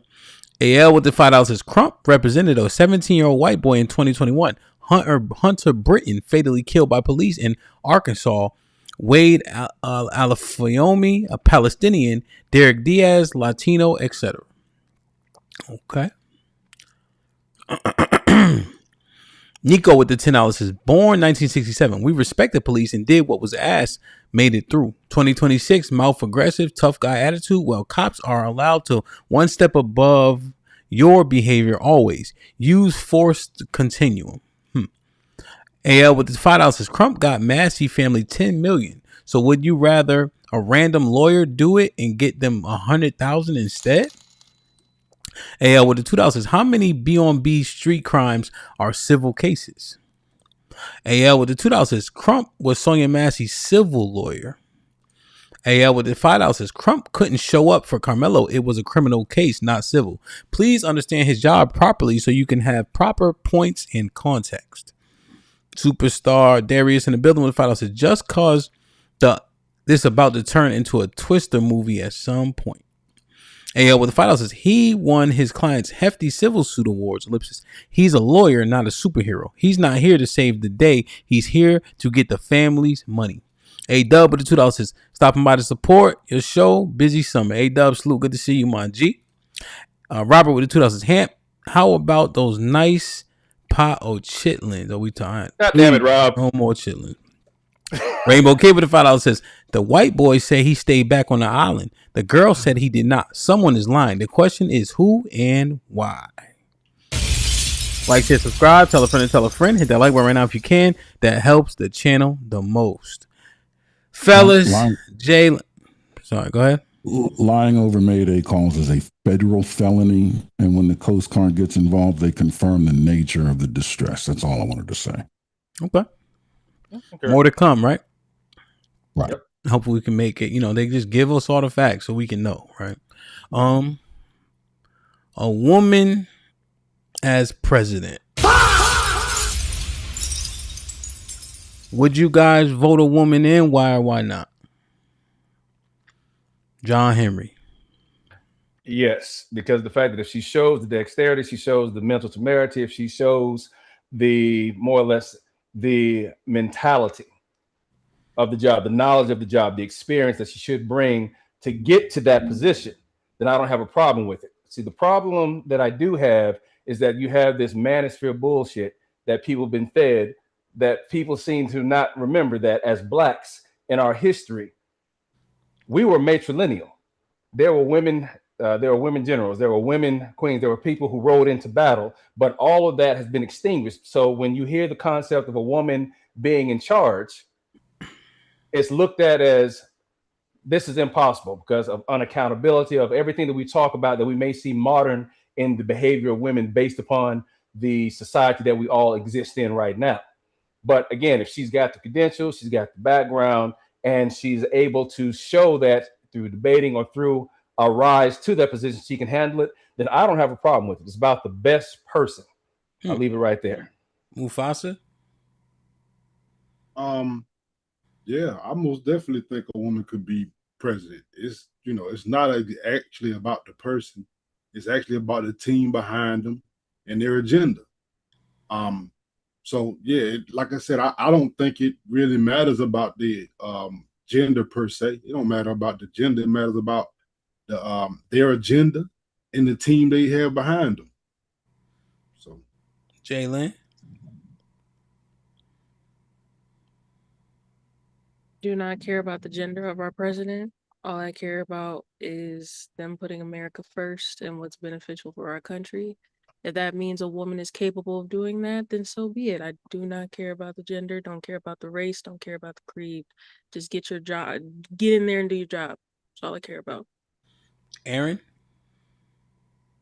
I have enough faith in the checks and balances system to be able to offset whatever perceived deficiencies she'd be bringing to the table. And I'm not going to go ahead and use any deficiency as an absolute to say no. So sure, why not?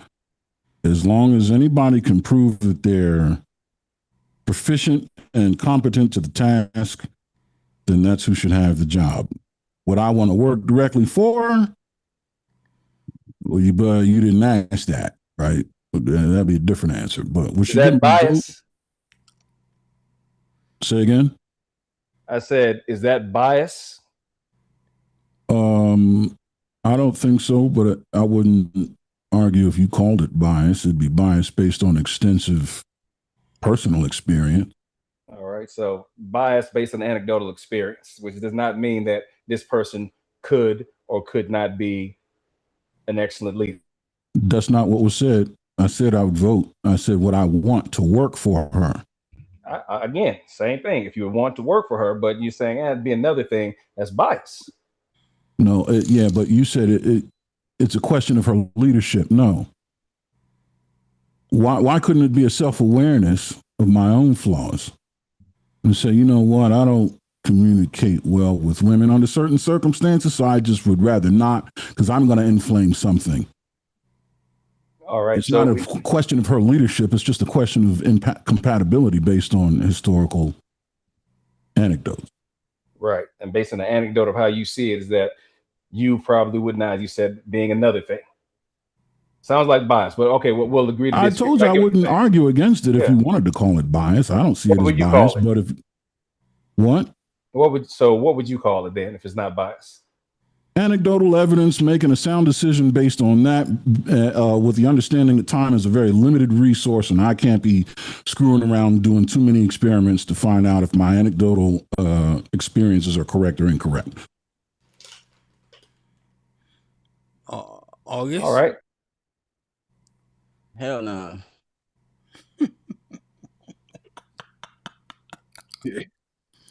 No, how come? What's I that? don't think that women should be in leadership positions, especially running the country. I know women, and they're very emotionally bound, so I don't think that type of leadership needs to be running the country. Personally, Again, we have bias. No. Okay. I don't care about gender. I care about leadership styles. August, you my man's, and as a fellow conservative, but you worked for women before, but it'll be all right, brother. I understand. I know. But when it comes down to it, as far as woman for president, I don't mind it as long as she has the great qualities to be a leader. Cool, no problem. But I'm not willing to vote for someone just because everyone else that this will be our first woman president. That don't mean anything. Would she be a great leader? Would she drive this country into destruction? Would she force us into a war that we don't need to be a part of? Would she actually do what's best for America, or would she try to make everything great for everybody else? So, if you have a woman who is a great candidate that has a great leadership history historically, sound, and has been put in that position, then yeah, I'll vote for her. So everything you said, would they drive her to a war? Would they do anything for the country? Everything you just said is where we are right now with a man as a president. Amazing. And the same thing happened up under Bush. Same thing happened up under Obama. Same thing happened up under Trump. I mean, it's a lot of examples I can give you. I mean, it's when it comes down into it, I don't mind war, right? I've always said this. I don't mind war. I don't like war, but I don't mind war. But that's because I understand the facets of what war brings. War brings death. War brings people's kids not being there no more. War brings war-torn countries.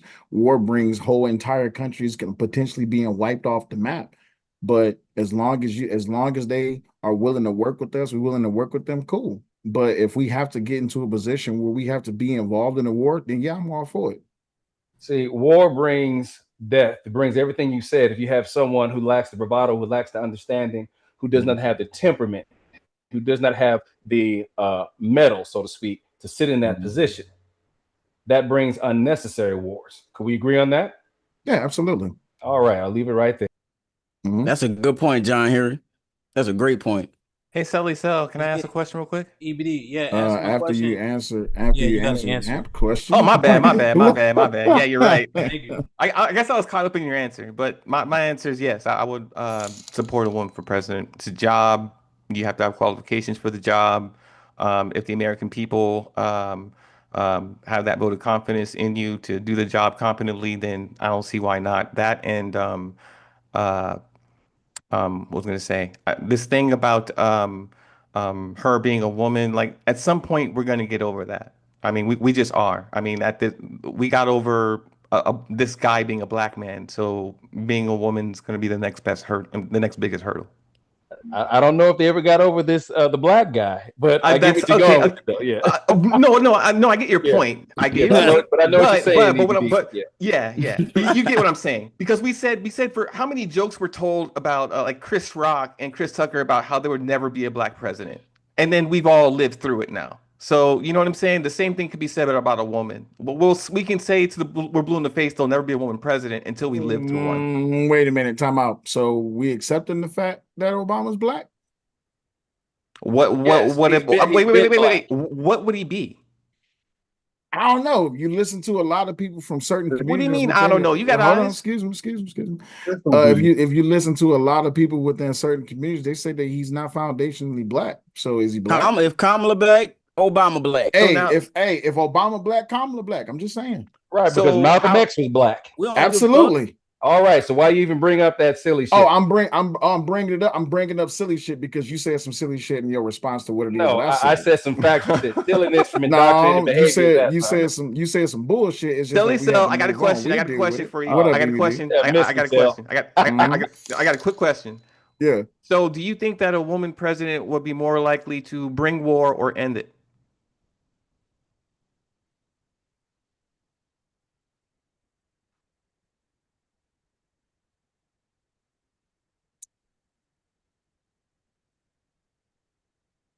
Did the channel freeze? No. He's thinking. No. So he's looking for equivocation. Gotcha. No. I want him. I want to think. I'm gonna give you a genuine answer. Take your time. Do I think a woman is more likely to end war or bring it? Woman president. I say bring it. Based off of. So the biggest problem that I know when it comes to foreign dignitaries and leaders is that they have a real problem with women. Mm-hmm. And they have a problem with women in positions of leadership. On the foresight, they will say, oh yeah, we don't mind women in leadership. But then when you look at how these leaders of foreign countries, how it is, what faiths they practice and what other religious beliefs that they practice, they don't like women in positions of leadership. So if you had a woman who's in a position of leadership that could possibly be fickle and she wants to prove something, she will more than likely be reactionary to how it is that they would treat her potentially, and she will more than likely try to bring a war. That's just my process. That's just my opinion. Here's the point. Okay, go ahead. Go ahead, August. Because this is why I'm saying that I don't think that women should be running the country. There's a projection of leadership that the world has to respect. If you look at Biden in his presidency, when he was, as far as the leaders are concerned, they didn't respect him. So there's a lot that goes along with that projection of power and projection of leadership. The world is not going to respect a female president. They just world leaders. They're just not going to respect her. And there are female world leaders right now. None of them are laughed at. None of their countries have been invaded. What you mean, like the Queen? So what are you explaining? I think Mexico. We're talking about superpowers. Yes, we are talking about superpowers. Mexico is a superpower? No, I didn't say Mexico is not a superpower. superpower. But Stop conflating Jay and Smart. Don't come do the August. Stop with conflation, man. This is what it's not a conflation. It's a legit point. No, it's not a legit question. It is a legit question. It's not a women conservative deflective nonsense. No, that's a liberal tactic. Women are world leaders right now. Women are world leaders right now. So which country has collapsed because of this as a fact? We're not talking about collapsing. We're just talking about. What are we talking about? War, right?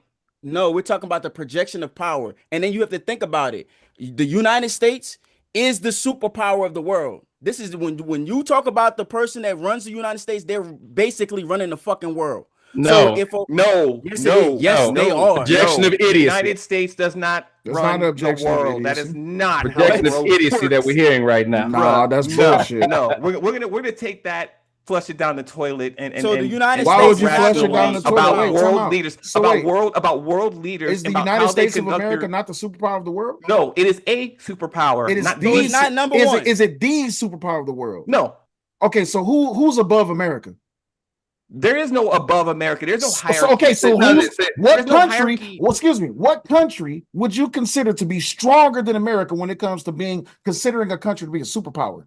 See, there you go. Stronger, military might. Wait. Stronger in what way? Economically or militarily? Military might. All of it. Military, all of it. All the Military things can be that China all the, and or Russia. time out. Both of all them the are things, nuclear. all the things that make armed. a country, all the things that make a country that Right, qualifies it economics, to be a GDP, superpower. Right.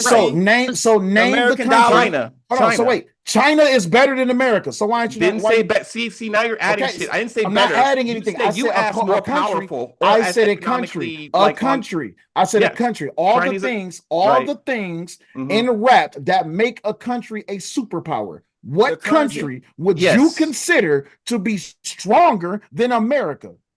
No, I don't consider any country to be quote unquote stronger than America. Okay, thank you. That's the point, man. The world currency is US dollars. Yeah. Okay, so what you're saying is because we have all these weapons, we control the world through yes, what? Bro. What do we control? What do we control? Through our might, through our military might, we control the world currency. Control sanctions. We can sanction a motherfucker. We got all and we have sanctions leveled against us too. Yeah, but it don't matter. We have the biggest economy. Yeah, now it doesn't matter. I'm explaining to you why it don't matter. You don't understand how world economy works. I'm explaining to you why it don't matter. No. Really? Conservative don't understand how economy works. Out of all the nukes we have, out of all the ships we have, out of all the and liberals we have, how many billions of dollars we don't control other straits around the world. Pass your nonsense, Bullshit. We participate in markets. We don't own them. There's a world market, but when we're talking about the biggest economy, where if someone sanctions a country from being able to sell goods to us, it'll cripple them because we buy the most. No, they have other partners. They have other trading partners and suppliers. Look at how much the U.S. consume compared to the rest of the world. The world has learned to decenter the United States of America because bullshit. That came from the last president. No bullshit. That came from bullshit. We're talking about no bullshit. To get back to the we're gonna deal with the Jalen's question. We're gonna deal. Okay, cool. Yeah, we can get back to fellas, fall back, fellas. The ladies first. Thanks, I don't John. know what world you live in, but okay. So, like, circling back to the female leadership, is the argument of why we shouldn't have a female president about the tropes of female emotions and stuff like that? I don't think anybody brought up emotions. I don't think no one said anything about emotions.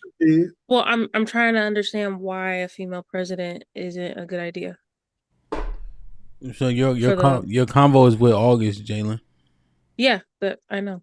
Yeah, I was saying that they female, as far as like world leaders is concerned, won't project the power necessary. And then to Sally's point, he was talking about the fact that they may compensate for their masculinity for that trope because of the respect that they're not getting, and it could potentially lead to war. And it's specific to the United States because we're such a powerful country.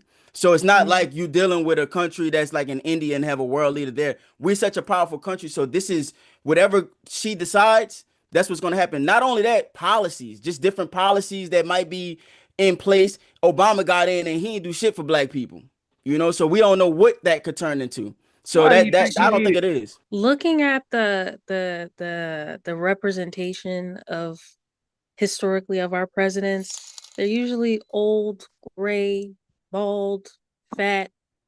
They are not pinnacle men that any country is going to be afraid. I'm like, what stature historically have most of our presidents had where China's going to look at them and be like, oh, hey, they respect the fuck out of Trump. Fuck with him. Like Trump, like 6-something, and they respect the fuck out of Trump. When Trump go around the world leaders, the motherfuckers bow their head to Trump. So what is this indoctrination? Wait, August. That's what I'm talking because August, Trump don't fuck around. Hold on, August. I gotta agree with Jalen. Why do you think Obama won?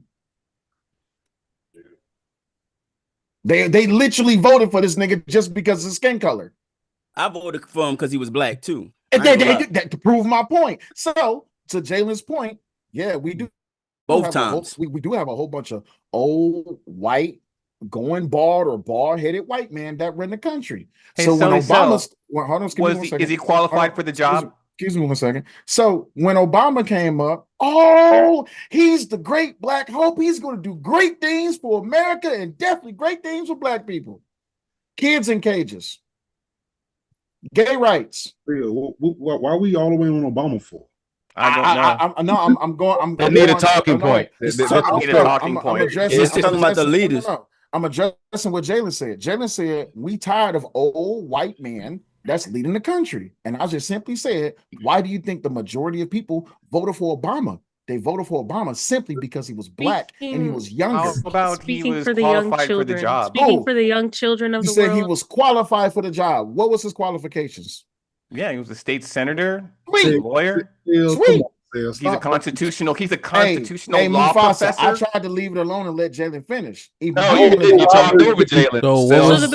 No, I was responding to what Jalen said, but then EBD with the best example I can give. I just asked if he was qualified. Yo, fellas, give it to Jalen. Give it to Jalen. The best example I can give is there is not many, and I think it's for a reason. When we look at our military, there are female generals and admirals. Why? Is it because they're just women, or is it because they were qualified for that high-ranking position? Because they're women. No, you were never in the military.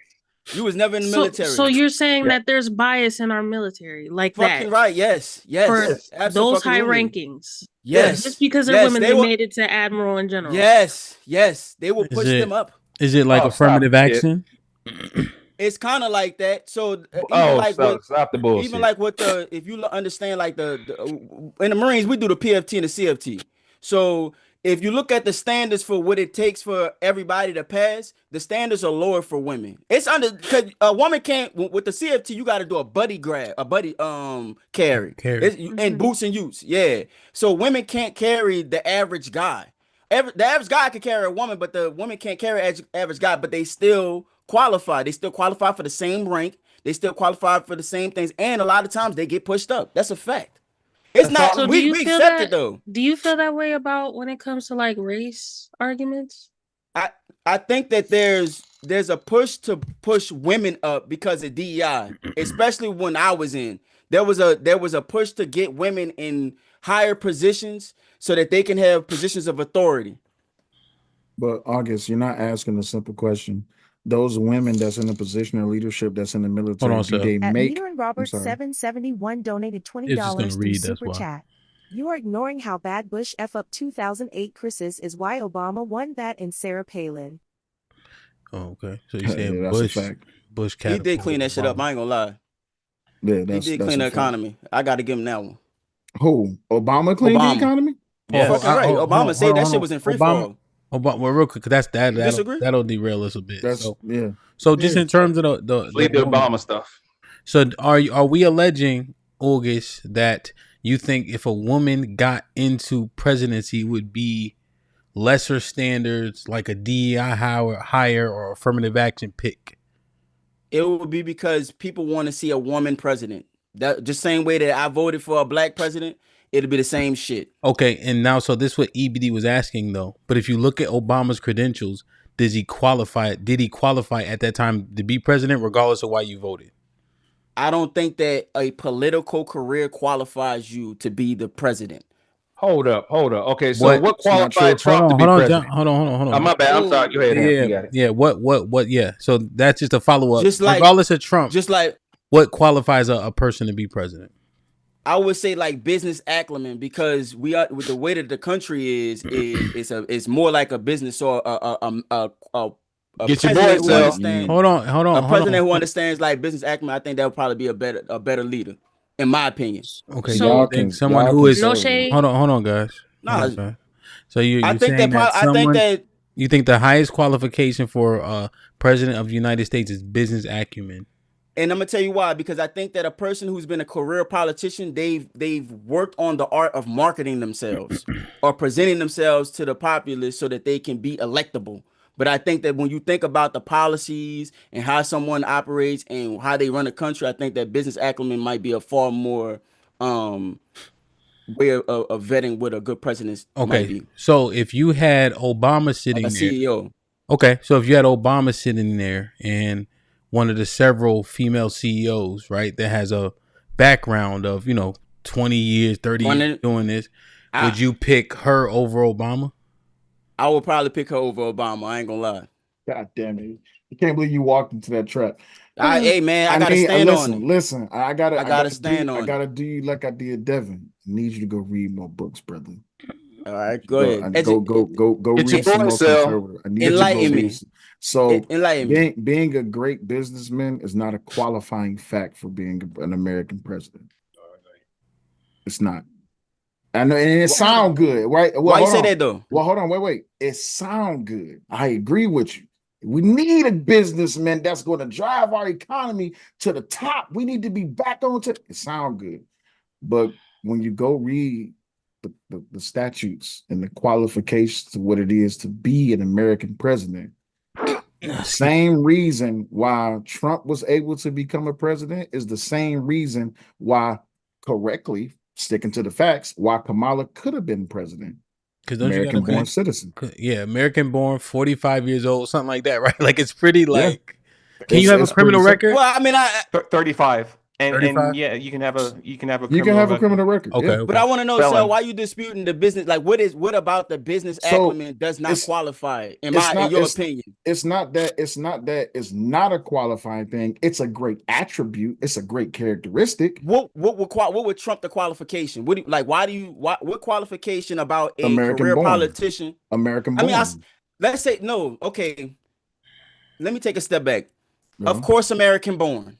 Yes. We're talking from the pool of American born. I agree with that 100%. Yes. But out of that pool, I would say that a career politician versus a leader who understands structure, how to build a company, employees, that type of shit. I would think that would be more qualified as far as leadership is concerned when it comes to leading a country than a career politician who has mastered the art of presenting themselves electable. You understand what I'm saying? Right. But so that's my argument. So break that down for me. Yeah, but now you just made the argument to why it is that Hillary Clinton should have been president over Trump. You just made that argument. Yeah, you just made that argument. He didn't make any argument for that. Wait, let me break it down. Let me break it down. Okay. According to her career, Hillary Clinton has been involved in a multitude of things inside and outside of politics. When we look at what it is that qualifies Trump to be a president, not only is he American born, but he's a great businessman. Now, back in you hit the part you're missing though. He's not a career politician. I understand that, and that's why people voted for him. That was one of the biggest contributing factors as to why. That's what I'm saying. All right, so where we are. So that is actually my third question. So I was trying to compartmentalize it to just the woman aspect, but we kind of keep seeping into it. John, you want to say anything, Mufasa, Aaron? Because the question is obviously on the table, and the question Mufasa first. Okay, so I'll present the third question is, in hindsight, we're playing Monday morning quarterback. Everybody understand that reference? Yes, sir. Jalen? Yes? Okay. Good job. Good job, kiddo. So, we seen the game, right? We've been here for the last few years or so. In hindsight, Kamala in office, do you guys think we're in a better spot?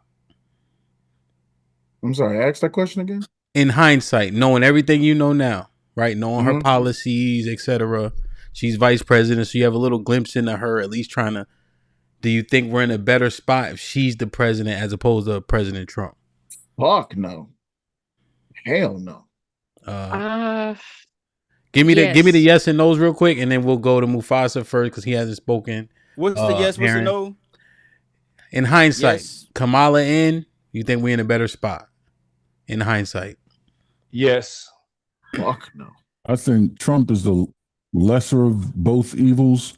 I think everything that Trump is doing wrong she would have not done, she would have kind of done right, but everything Trump is doing right, she would have done wrong way worse than Trump is doing whatever he's doing wrong. Are you saying I totally agree with we that. will have a net negative result with her relative to where we are now. What's your answer, Aaron? What's your answer? I'm not happy about where we are now, but with her will yield a worse net negative result. So you're saying Trump better? Yes. Yes. And you're not applauding either? Jackpot. All right. I ain't trying to put you in the trip. I'm just asking. Okay. No, EBD?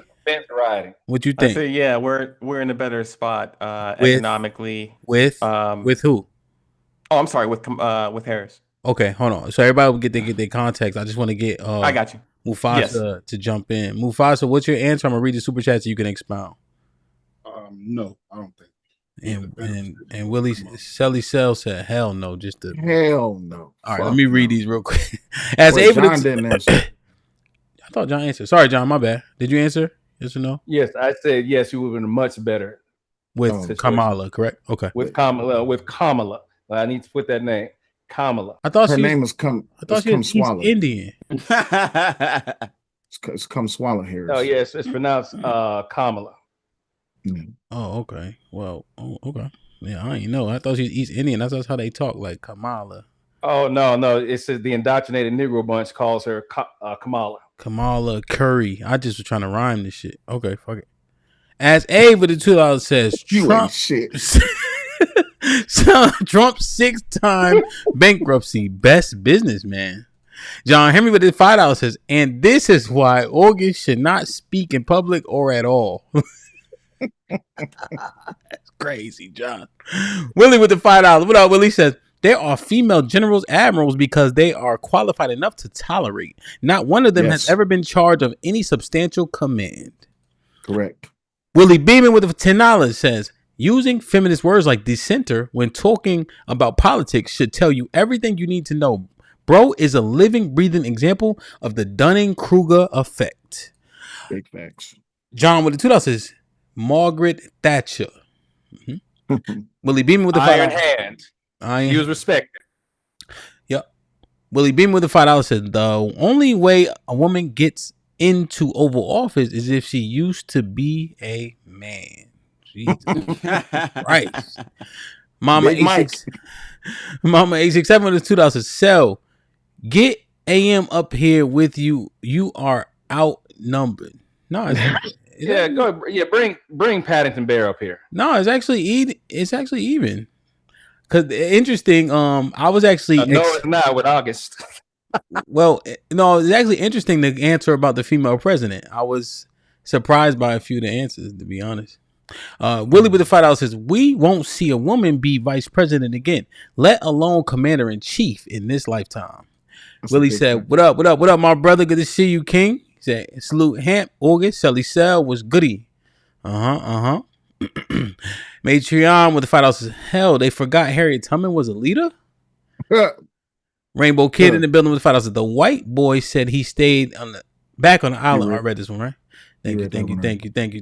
Hit the like button. So, Mufasa, expounding your thought, you said we are better off with Trump, even with hindsight being 2020. Yeah, I think we're prisoners of the moment. We look at what's going on right now, not understanding that everybody's controlled by APEC. I think that the Jewish lobby would have had us in the position we're in now. I think that I think we would have been in a worse position, like in terms of economically, and I also think it'd have been worse in terms of socially.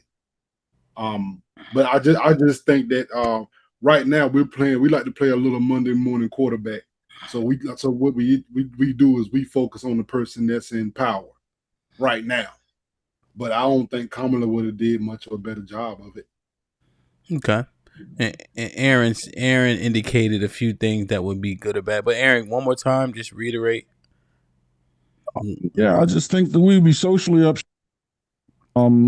Economically, I can't say for sure, but I don't see anything that she ran that would give me any confidence. And then as far as global positioning, I know we would have been up Schitt's Creek, and I don't trust what she did as a prosecutor. You know what I mean? Like her perspective. So I just don't trust her. I think she's a snake in the grass. Because she put people in jail who broke the law. Go ahead, John. Well, because she put people in jail who broke the law. See, this is that No, backwards. No, This is what I look at as being. I'm sorry. Go ahead, Aaron. No, it's the handling of evidence, not putting in. It's her job to put people that break the law in jail. Mishandling of evidence. Yeah, and so John, you have the floor though. Why Kamala over Trump? Hindsight being 2020. Well, because of everything that we're seeing right now, where they talked about no more wars. Now, the economy was going to be great, to be the envy of the world. Everything that was proposed that they would not do, we're in the middle of right now. Now, the funny thing is that everything that Trump is doing right now, Hillary said 10 years ago, 11, that this is what would happen if he became president. She said this. Now, we're watching this come to fruition, but everyone is acting like, who are you going to believe, me or your lying eyes? Like none of that was ever said, and all he's done is validate that. Think about this. Intimidation of Ukraine. He should have been impeached, and it should have stuck, but no. His party is what you look at from the standpoint of always finding legal precedents to shield his criminality from accountability. And that's been the whole thing with Trump. From the very beginning, it wasn't about Trump being a better person. It was trying to find a way to make him look better than the person he was competing against.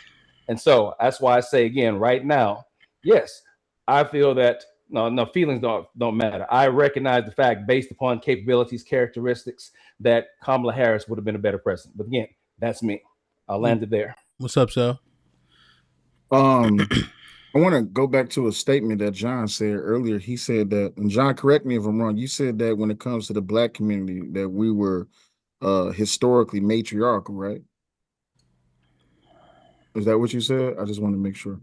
Yes, in Africa. I said in Africa. I didn't say in America. I said in Africa, we began as a matriarchal community. I didn't say in America, because we have been patriarchal ever since the 1700 BCs, when we started looking at invasions from foreign nationals into Africa. That's a different topic. But no, I did not say that, Sal. No, I was just saying, that's why I say historically. I didn't say America. That's why I said just say historically. When it comes to Kamala Harris, we definitely would be the leading nation when it comes to the Rainbow Brigade and the company of gay frogs. With everything that Kamala was pushing during Biden's presidency, when it came to the Rainbow Coalition of Brigade of Gay Frogs, I would never consider that she would be a great leader of America right now in 2026. All the things that Trump, I agree with Aaron, all the things that Trump that we can consider is doing wrong, she would have done worse. And all the things that he's doing great right now, she would have never done. The biggest problem that's supporting this whole entire factor is that I'm glad that you brought up Hillary Clinton. The funny thing is, when Trump went and got, what's the dude's name? Maduro. When Trump went and got Maduro, it's funny that Democrats has been saying for forever that Maduro needs to go. And then Trump goes and get Maduro, and Hillary Clinton puts out the video saying, oh, well, I'm glad that he actually did it. You know, the funny thing is they always want Trump to do something, and then when he does it, they complain about it. So no, Kamala would never be a great leader in this country right now in 2026. We would be way worse than any position that we could possibly be in, especially when it comes down to Ukraine, because you brought up Ukraine. You look at all of the billions of dollars that we sent to Ukraine and how it is that we were sending all of this other money through USAID to these foreign countries so that children could be, excuse me for a second, so that children can get gender reassignment surgery. Yeah, that's great for America, right? But then you look at, well, what was that really doing for Americans? I mean, really wasn't doing nothing, because we understand that Ukraine was really just coming to America to beg for more money and more weapons. But yeah, we wasn't involved in no wars, even though Ukraine and Russia is literally at war right now. You're absolutely correct. I find it funny that when we look at everything that Trump is doing for America, you bring up Ukraine, and we literally sent them money and weapons. Got you. Yeah, so, Kamala would have had us blown away a long time ago. All right. So to reply back, see, everything you just blown is a lot of smoke, because anyone who can sit in fact check can pinpoint that money sent to Ukraine, there wasn't billions. All right, there wasn't fraud with USA, but the fact that you would go to that is because anything that we've talked about logically you haven't put a pin in. Trump said we wouldn't be in wars. We're still in wars. Trump said we have a great economy. The economy has been faltering. But but as a better thing, those are facts. I don't need to dispute that. The question is, do you support Black history? Absolutely, I support Black history. All right, so you support Black history, but you're voting with a party that is doing its best to extinguish Black history. Yeah, so because again, if you're not going to tell all the history, don't tell none of the history. Okay, so therefore, there's not any history that has been of a lie. That's the Daughters of the Confederacy, who have in 1894, when they came to exist, who has been responsible for the lost cause narrative, which has infiltrated and been a part of what we're saying. This is the lie we're talking about. But still, if we talk about right now, which political party declared Black history racist? I would love to know. Please, by all means, educate me. The Republican Party. Anyone that agree or disagree? Which political party is responsible for saying that Black history is divisive? By all means, you got the floor. Go ahead, let us know. The Republican Party. All right, which political party has been responsible for removing Black history from websites, from parks? Which political party was responsible for removing the headstones or the plaques from World War II veterans, Black ones, overseas? Now, you look at all these things that you're talking about. Oh, yeah, Trump is great for the world, but is he good for the morale of the country? And is he good for the country, period? Now, August, shifting gears here. Hold on, I want to respond to exactly what you just said. Go ahead. Cool. Go ahead. Go ahead and tell me that was wrong. I'm glad that you brought up political parties and what it is that they did. Let me ask you a question. Which political party fought in the Civil War to keep Black people enslaved? I'm going to answer this for sale right now, folks, and I'll readdress the Democratic Party. But I will readdress. Which political party gave us redlining? Black people, specifically. Again, I will readdress. Democratic Party. And which political party gave us black codes? Gave us what? Give us black codes. I will readdress. Democratic Party. Okay, cool. Which political party specifically participated when it comes to redlining, Jim Crow laws, and the destruction of about maybe 2/3 of all of the slaves that they brought over from Africa? Go ahead, take your time. Again, I will readdress. Robert, go ahead and start the fact checking. Democratic Party with a readdress. Sweet. Now, last question. When it came to the civil rights, which political party put forth the bill for the civil rights for Black Americans? For civil rights? Yes. The Democratic Party with wrong. That would be wrong. That would be the Republican Party. Which party specifically? Which party specifically voted against civil rights for Black people? The Republican Party. Wrong. That was the Democratic Party. Multiple times. Okay. Excuse me. Right. That was multiple times. Actually, there was three attempts at a civil rights bill. 2 times, which the Democratic Party voted no, and it worked. The 3rd time, the Democratic Party voted no once again, and it didn't work. And we end up getting the civil rights bill. So I find it funny when you want to bring up things of today and you misrepresent the information that you're putting out. See, the Democratic Party has done way more to Black people objectively. Where's EBD at? Objectively, the Democratic Party has specifically done way more to the Black community. Hell, even right now, what did the Democratic Party focus on within this last election? They said that these illegals, these Mexicans, these Venezuelans, and these foreign entities is more important than you, your Black ass, and the rest of America. Hell, we even have right now, we have all of these Democratic politicians that was busting all of these so-called illegals, who's now illegal because their expiration date came. They was busting them into all of these low-income neighborhoods, blue cities, blue states, inside of red states, and Chicago. Red cities as well. And then what did they do? They put Black people in front of the illegals to defend the illegals, and then the white people that come down to cause chaos with the Black people. I got this, EBD. When shit get hot, they run back to their suburban white neighborhood. But yeah, you absolutely 100% correct. Democratic Party. So going back, everything that Sel said happened before the ideological switch. There we go. Here we go. So the biggest problem here is that Sally Sel is just like any of the folks who suffer from indoctrinated Negro behavior.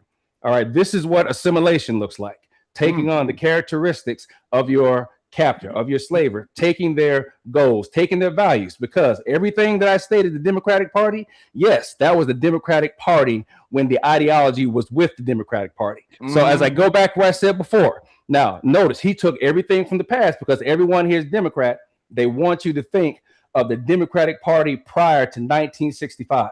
The fact of the matter is that everything that he's talking about right now is associated with the Republican Party of 2026. What people fail to realize is that, as I said before, no one shows up at a Democratic fundraiser or a Democratic convention carrying Confederate flags. Answer my question, Sel. Who carries Confederate flags at rallies for presidents? Republican parties. All right. So if we had to ask the question, who is it primarily that you see talking about the problem of people bringing drugs, bringing crime into the country and bringing disease? Who would that be? That would be the Republican Party, sir. All right. So therefore, again, everything that we listened that you just spent ramming on about the last 5 minutes is a bunch of nonsense, not to mention outdated, because everyone remembers that it was the Democratic Party, which it was. I would admit, yes, it was the Democratic Party, but everything that we're speaking of right now is the ideology of the Republican Party.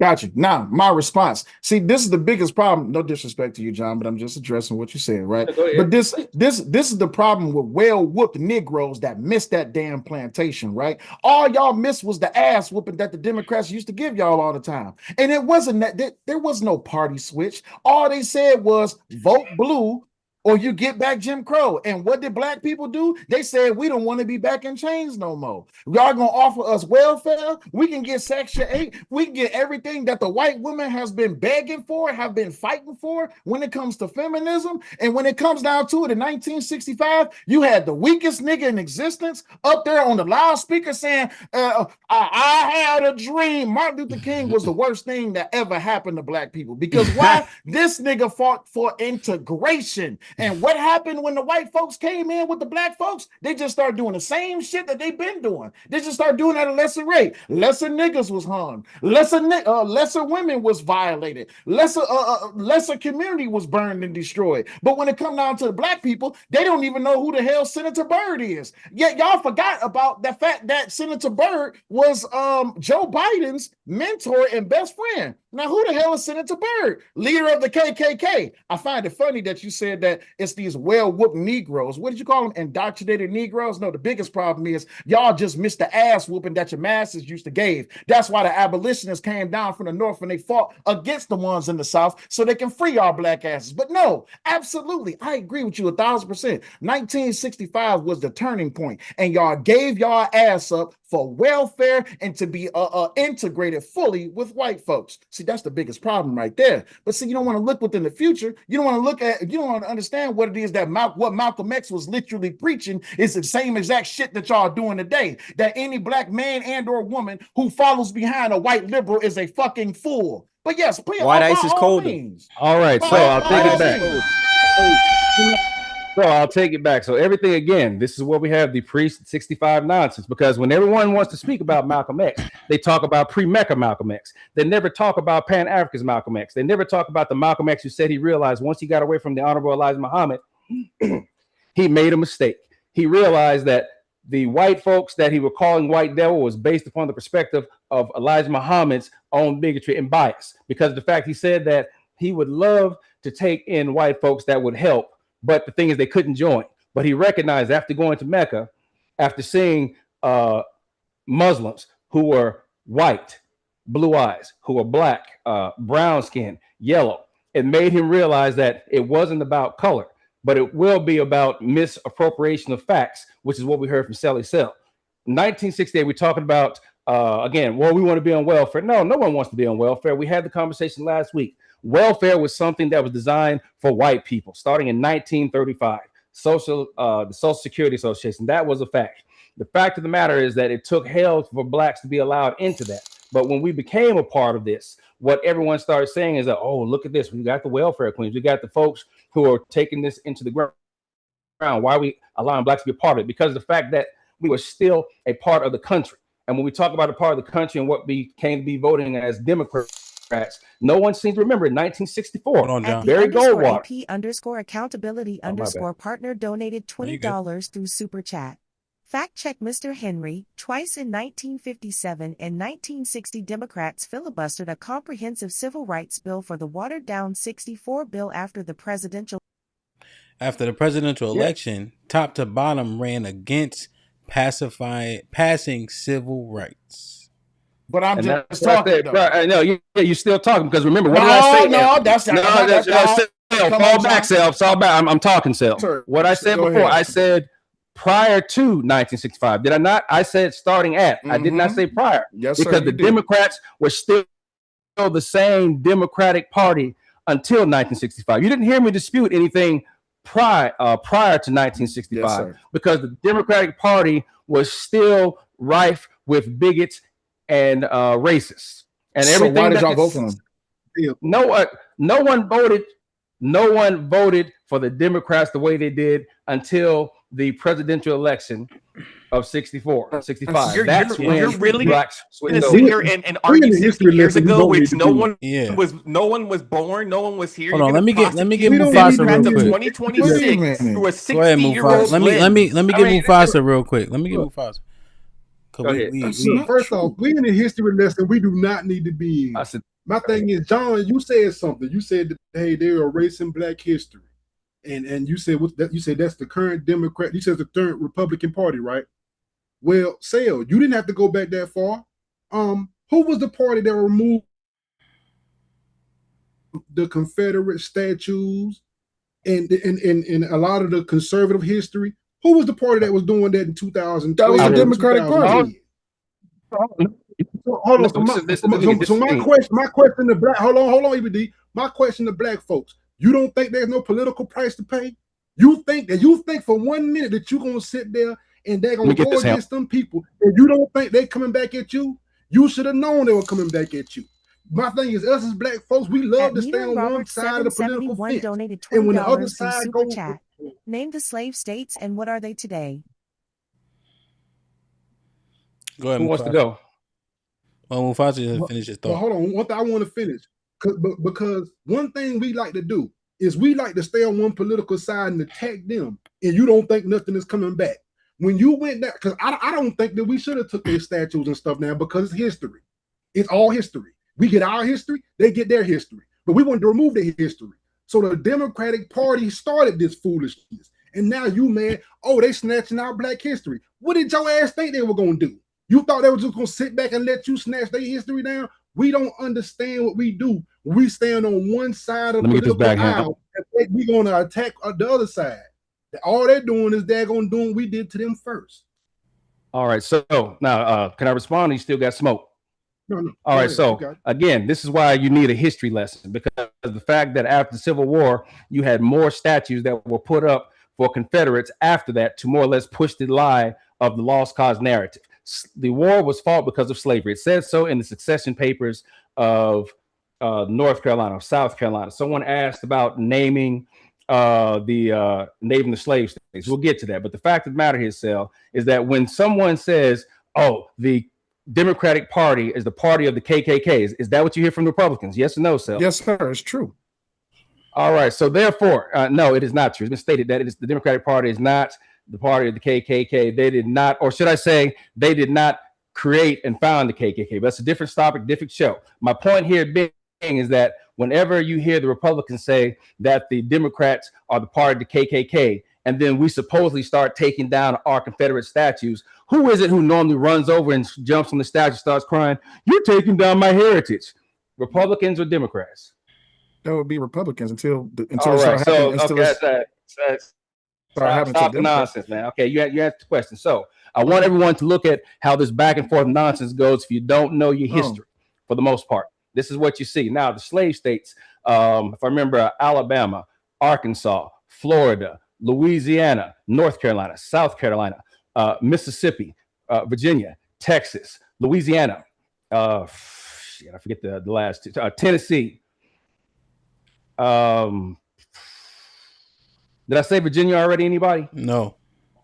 All right. Okay. So therefore, these are the same states. They were known as the Solid South. So anytime there was a measure that was looking for equality, that was looking for advancement, it was always those 11 states. Who are the states primarily right now who still have resistance when we try to look at equality? Because when we say DEI, no, it does not any longer stand for diversity, equality, inclusion. It stands for Trump DEI, division, extortion, and intimidation. All right, I land my plane right there. Boy, I swear. Sound like he said a whole bunch of this. Of the thing is what we did it to them. Don't do it to us. You know what? Wait. When it comes to what, are you still in statues? Hold on. Really quick, really quick, EBD. Really quick, EBD. Go ahead. I love the rhetoric of whoop the Negroes. I find it amazing that with everything that you just said. See, the biggest problem is that when it comes to this whole victim Olympics, this victimized mentality, y'all love to participate in revisionist history until you can't prove it no more. And I'm appreciative. I'm appreciative of what John doing because he's actually bringing up historical fact. But you know what he's leaving out? He's leaving out the fact that when it comes down to the NAACP, the KKK, Red Line, and Jim Crow, and all this, that, and the other things, when it came out in 1964, they said, well, why would you vote for the NAACP? Well, we should vote for the NAACP because it's going to be a foundation, is going to be a business, going to be a corporation, going to be a group of people that is looking out for the best of us. And then they turn around and they cut a check to goddamn Senator Byrd. And then they forget the fact that Joe Biden said up there that he didn't want his kids growing up in the jungle. He referred to us as criminals. Then Hillary Clinton get up there, she say some crazy shit. I'm just trying to understand. Do y'all only like it when Democratic white folks talk badly about y'all, or do y'all like it when y'all talk bad about yourselves? See, this revisionist history that you participating in, John, I like the fact that you're bringing it up, but you always got to put a spin on it. You always got to put a spin on. The spin is that you're putting on is that in America, the Democrats never wanted your black ass free. The Democrats never gave a damn about your black ass. The Democrats never really had interest in your black ass. They only had interest in your vote. Going back to this whole entire idea about statues and rhetoric and museums and all this, that, and the other, I find it funny that a majority of you niggas didn't even give a damn about statues until people start complaining about it.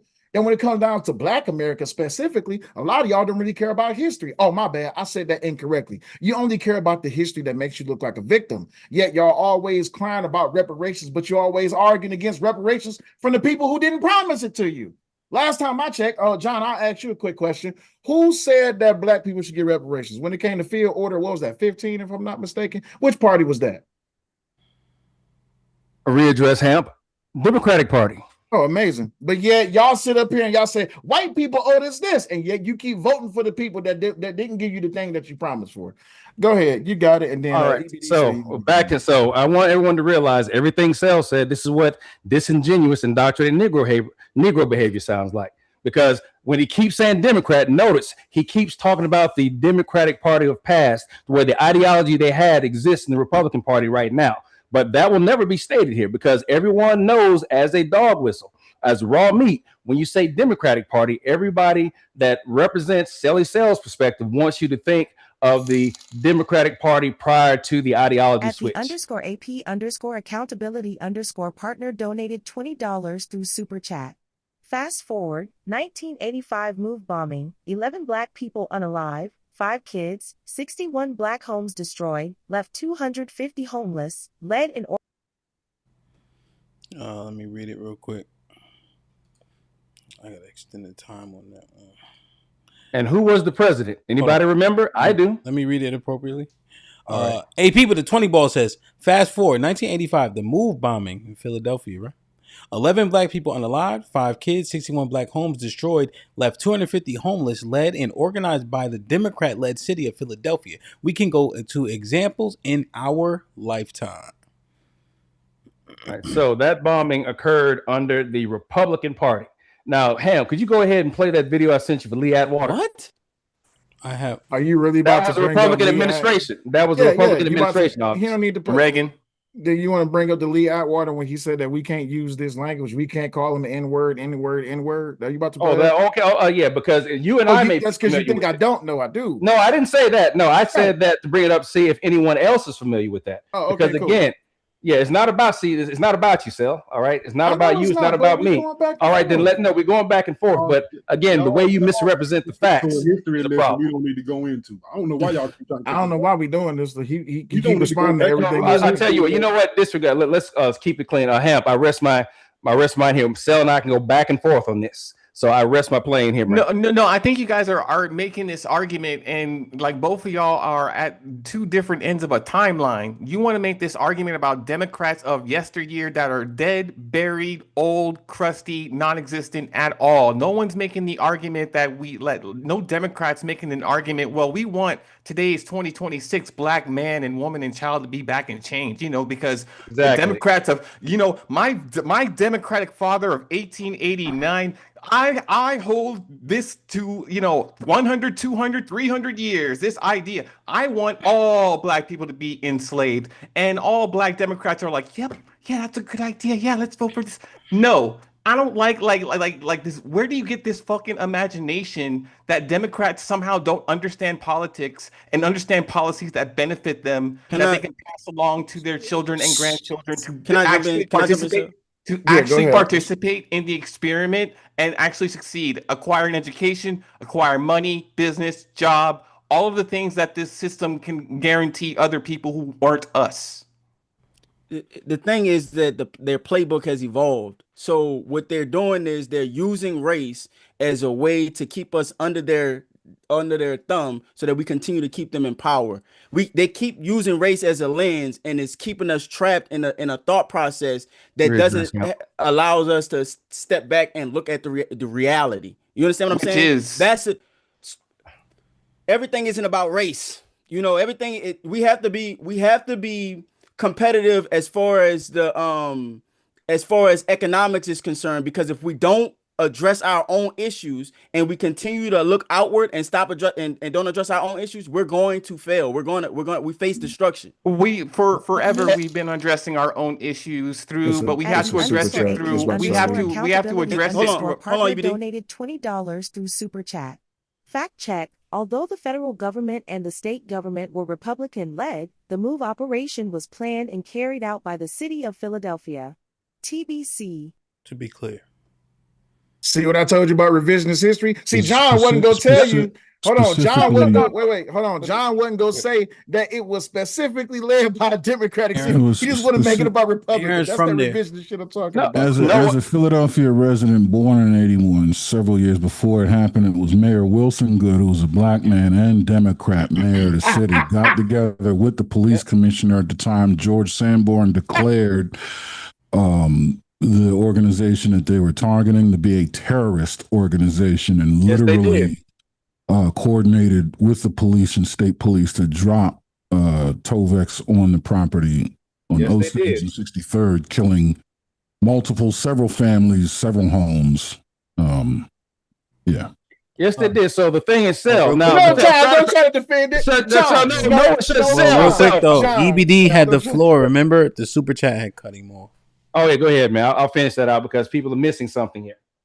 No, but what I was saying is like you guys are having this old argument of prosecuting a case that's hundreds of years old and trying to resurrect it in 2026 as if one has anything to do with the other. Democrats today aren't calling for any of the stuff that you're talking about. I think that when he says that you're indoctrinated, you get your news from somebody or somewhere. You don't talk to liberals every day. That's not your everyday when you wake up in the morning. You don't know what they want. You don't know what they're about. You don't know why they vote. You don't know what policies that they're advocating for. All I hear is a bunch of crap about, Democrats of 1964, and I got to hop in a DeLorean in order to hate Democrats somewhere. You have not once advocated hang on. You have not once, you nor August, have never given a prescription of saying that this party over here that I'm a part of or this ideology that I'm a part of is far better than the party that you're a part of. I have a better idea than what you're subscribing to, coming from none of you.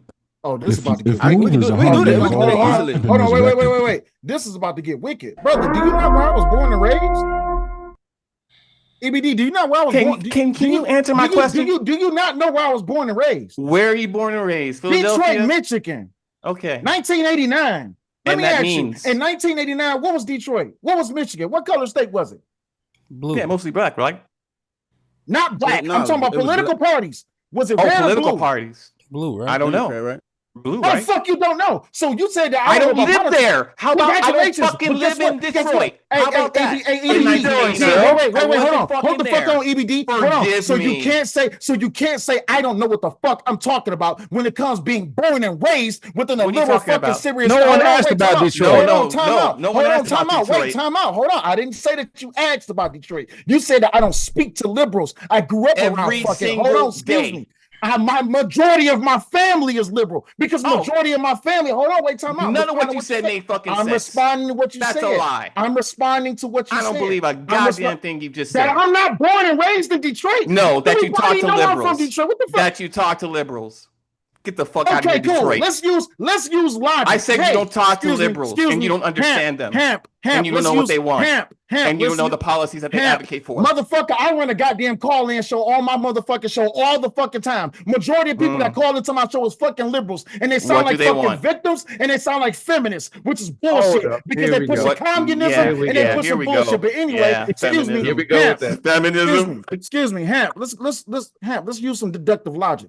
If I'm born and raised in Detroit, Michigan, and most of my family is in Detroit, Michigan, and I speak to my family all the time, most of my friend group that I came up with in high school is from Detroit, Michigan. Do I talk to liberals more than I talk to conservatives, Hamp? Are they black? Based Are they on, black? I'm scared. Wait, we ain't got to go worry about race. Based on the state being blue and Democrats are often associated with liberals, I would assume yes. Yeah, so this is what happens when dumb niggas say dumb shit when they think they're trying to prove a point. Hold on, wait, time out. To furthermore elucidate the point. To furthermore elucidate the point. See, this is where y'all try to draw lines in the sand, and we not gonna act like that old adage is not true. Is that for you to be black, you have to vote blue because that's what black people do. Get the fuck out of here. Y'all full of shit. That's what's wrong with you liberal communist ass niggas. No one said that. Excuse me, time out. Wait. I didn't say that you said it. I didn't say that John said it. I said that it is a well-known thing that black people vote Democrat because that's what black people do. I never said that you said it. Does voting for Democrats benefit black people? Hell no. In what way?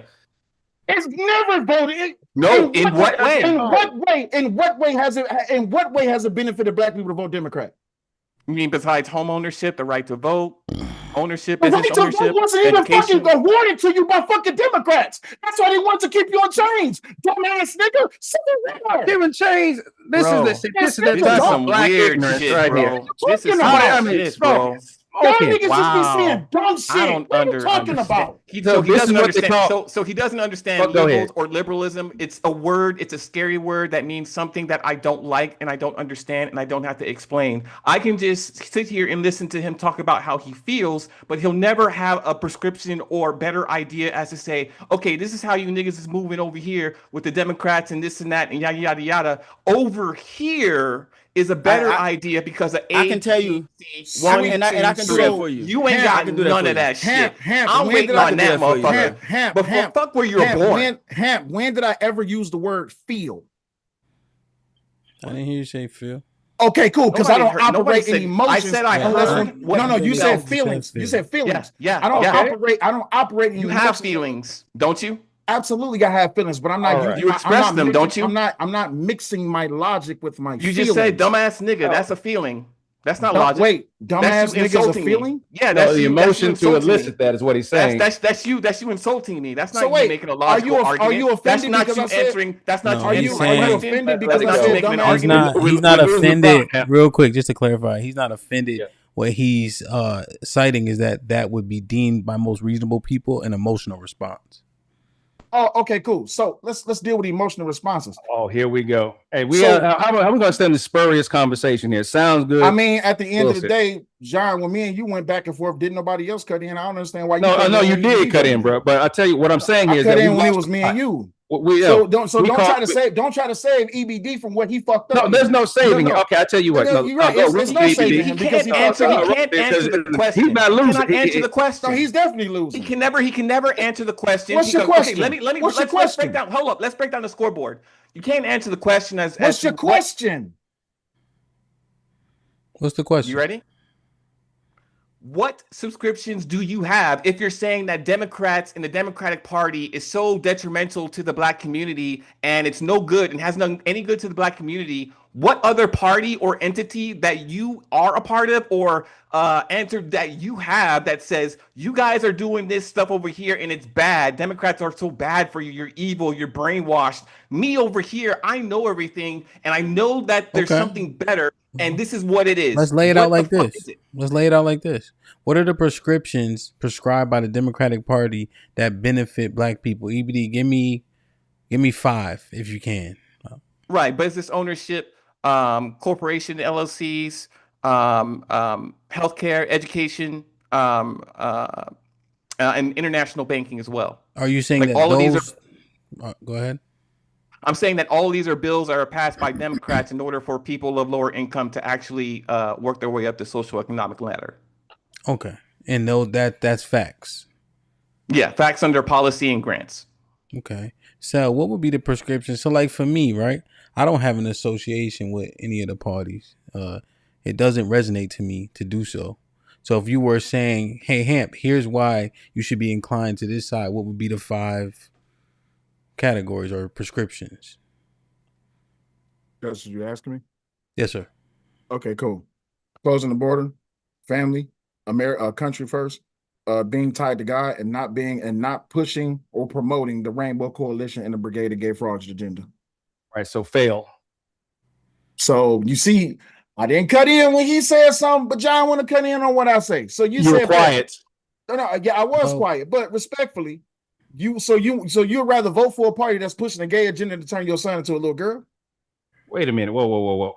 I am not voting for a party. I am not voting for a party who's trying to turn a little boy into a little girl, because that is not what is happening. There's no transgender surgeries that they're talking about that's going on with little kids being turned into boys being turned into girls. What type of nonsense are you talking about? There's not. You act like it's rampant. Yes, have there been some surgeries that may have been done, but you act like it is a rolling assembly line. There have been some surgeries. Yes, there have been surgeries that occur, but there is not a mass assembly line where kids are going in as boys and coming out. So here's the question. Here's the question as the layman. Here's the question from a person who's ignorant to like who's doing what. When they had men in women's jails, who did that? Who allowed that? I don't follow. Yeah, so there was a few women that actually got raped because men were saying that they were women and then by proxy put into female jail prisons, in which case they took advantage of that fact. Who allowed that? Which party? Is that a party thing or is that just? No, that's not a party thing. Get the fuck out of here. That is not a party thing. That is just a predator. That is a predator. No, I'm saying the allowance. I guess. Sorry, John. To be clear, the allowance of them to say I identify as woman and therefore I should be put in a female prison. Okay, yeah, that would be the Democratic Party. Who said that boys can play in girls' sports? Oh, hey, Democratic Party. Who said that we should be teaching critical race theory? Nobody said we should be teaching critical race theory in anything lower than college. We just had that conversation last week. Did we not, Hamp? Yes, we did. I think critical race theory is academic, right? It's a matter of who should be learning it and applying it, right? And they said it was hard for kids in college. Kids shouldn't be trying to comprehend it, right? It could potentially skew them. Now, but Sel, your line of questioning was enlightening for me specifically. So, because them two things, John, that the Democrats did, that is not something that I would support. It would take, and I think I may be like most people. One issue is enough for me to be like, nah, I'm not. Fuck that. Now to add this to that, what you're saying is I'm not a supporter of certain actions. Everyone here seems to think that because we're liberal, we're across the board. See, that is the other assertion here. Because if anyone asks me, they start getting into the question, what do you identify? What's a man? What's a woman? I have a scientific background. And the only thing I'm concerned about is XX and XY. Yeah. No matter what you ask about whose question and what not, you don't support all of it. Yeah, you don't support all of it. That's all. So I'm saying, what are the things that supersede those things? Like what trumps those policies? What's the policies that you do support that make you say, okay, that the pros outweigh the cons? Well, the pros. First thing I look at foremost, we're talking about equality. Now, notice that is a word that right now people shake their heads about. But the thing is that when the affirmative action piece came to be, it's because of the fact that there was no merit. Because there was no merit, there had to be something done to ensure that the opportunity existed. Because in this country, when you look at the rights, we're coming out of Reconstruction in 1877 up until Jim Crow. Who was it that was lynched on the streets? Who was it that could be burned out of the house? I'm saying, John, I'm sitting here, right? Oh yeah. It's red over here, it's blue over here. I'm playing double dutch, you heard? And I'm trying to figure out where I should lean. Reconstruction ain't gonna get me there. But I'm saying now. I'm sorry. Yeah. I mean, right now, yeah. So I look at politics. So I look at looking at what gives us the opportunity to exist as far as equality. That's the first thing. The second thing after that, from coming to equality, I would look at the actions of rights, civil rights, to be respected and to be known as a person of worth, which you don't have if your history is considered racist, if your history is considered divisive. What that does is minimize the individual's worth, is what we're talking about here. Just to name a couple things here, the primary things of civil rights being the first and foremost thing. But then when you look at the conversation, HAMP, let me pose it back. What is it that would deter you from wanting to be Democrat versus Republican? What if you look at the way the parties are right now? As I was saying earlier, when I asked Sel, which party considers history to be racist, which party is considered Black history divisive, which party considers Black history revisionist, which party is removing Black history from itself, I mean from the nation's agenda. When you look at everything adding to that, what party does not believe in the diversity of others, having the equality where every people has the capability to have the same? Well, looking at the integration of bringing folks in, would you look at that as being a negative? Well, it doesn't trump that transgender shit to me. Okay, so again, so you're down the hill for one thing. Remember, you just heard me say I don't support everything. No, I got you, but I'm saying, you're saying does it trump, because I know that it is my responsibility to edify my children because I know the country I live in, right? Everybody's racist, but we also have a lot of bigots, and bigots have influence, you see? So I know that if you go to schools in certain areas, you don't know half as much as the kids in DC know, because everybody's Black in DC, right? And so they know about Marcus Garvey and some of the more obscure leaders, right? When you live in predominant or like even mixed areas, they don't teach you about all these leaders, you see? So as a father, right? And then they have a mom, right? We should be raising them up and edifying them on their culture. I know that that's our responsibility, you know? So that doesn't bother me as much. And I think I prefer overt bigots and racism as opposed to covert, because I can properly identify and do something about it. So when they are blatant with it, at least I can say, oh, that's him. Excuse me, really quick. Hamp, you know what I'm about to say, but to the rest of y'all, I appreciate y'all having me. I do got homework that's due prior to 12 o'clock. So you do. I love having the back and forth with y'all. Yeah, I ain't got that much homework to do, but I don't want to be pushing it to the line. So I appreciate y'all having me up here. But my education, my education is more important than this conversation. So I appreciate y'all. Love y'all. Y'all take it easy. I appreciate you. Oh, man, thanks for having me up. Good shit, baby boy. All right. Not the work. It's the time. So take the time to do the work. That's right. Man. Yeah. Y'all take it easy. Yeah, just listening, right? So salute the self. So I guess, and then with the other side, like August or Mufasa or whomever, right? How would you, if you say, yo, Hamp, you should lean this way because of X? Link in chat. Yeah, that was a good link. The thing about the equality and all the things that John was espousing, it appears like that on the surface, but a lot of times what happens is that we're used as scapegoats or as like you know, just frontmen to push an agenda that is outside our beneficial interest. So like if you think about DEI, what ended up happening was they took the affirmative action, repackaged it as DEI, and then made white women the beneficial interest of DEI, but the face of it was Black people. And it's the same thing. That link you just dropped was amazing because it's the same thing with equality. Your perception of equality, they package it as if it's going to be equality for Black people, but it's equality for transgenders. It's equality for Wait, this the your gay sales community. pitch? This your sales pitch? No, well, I'm Yes. just it's my sales pitch. Yeah, I damn right. Yeah. I don't give a fuck about none of that. I know a cracker when I see one. Oh, well, I mean, okay. So as far as like the beneficial interests of the Republican Party, I'd say that the nuclear family, physical conservatism, understanding financial literacy, less government. Um, I think that a lot of those programs that they have implemented in the black community has created harm. The socialist ideology. I think that the burden of performance should remain with black people on black people, and if the government get out the way, we'll do better. Um, Okay. that's what I think. That's my sales pitch. Okay. I would keep it simple.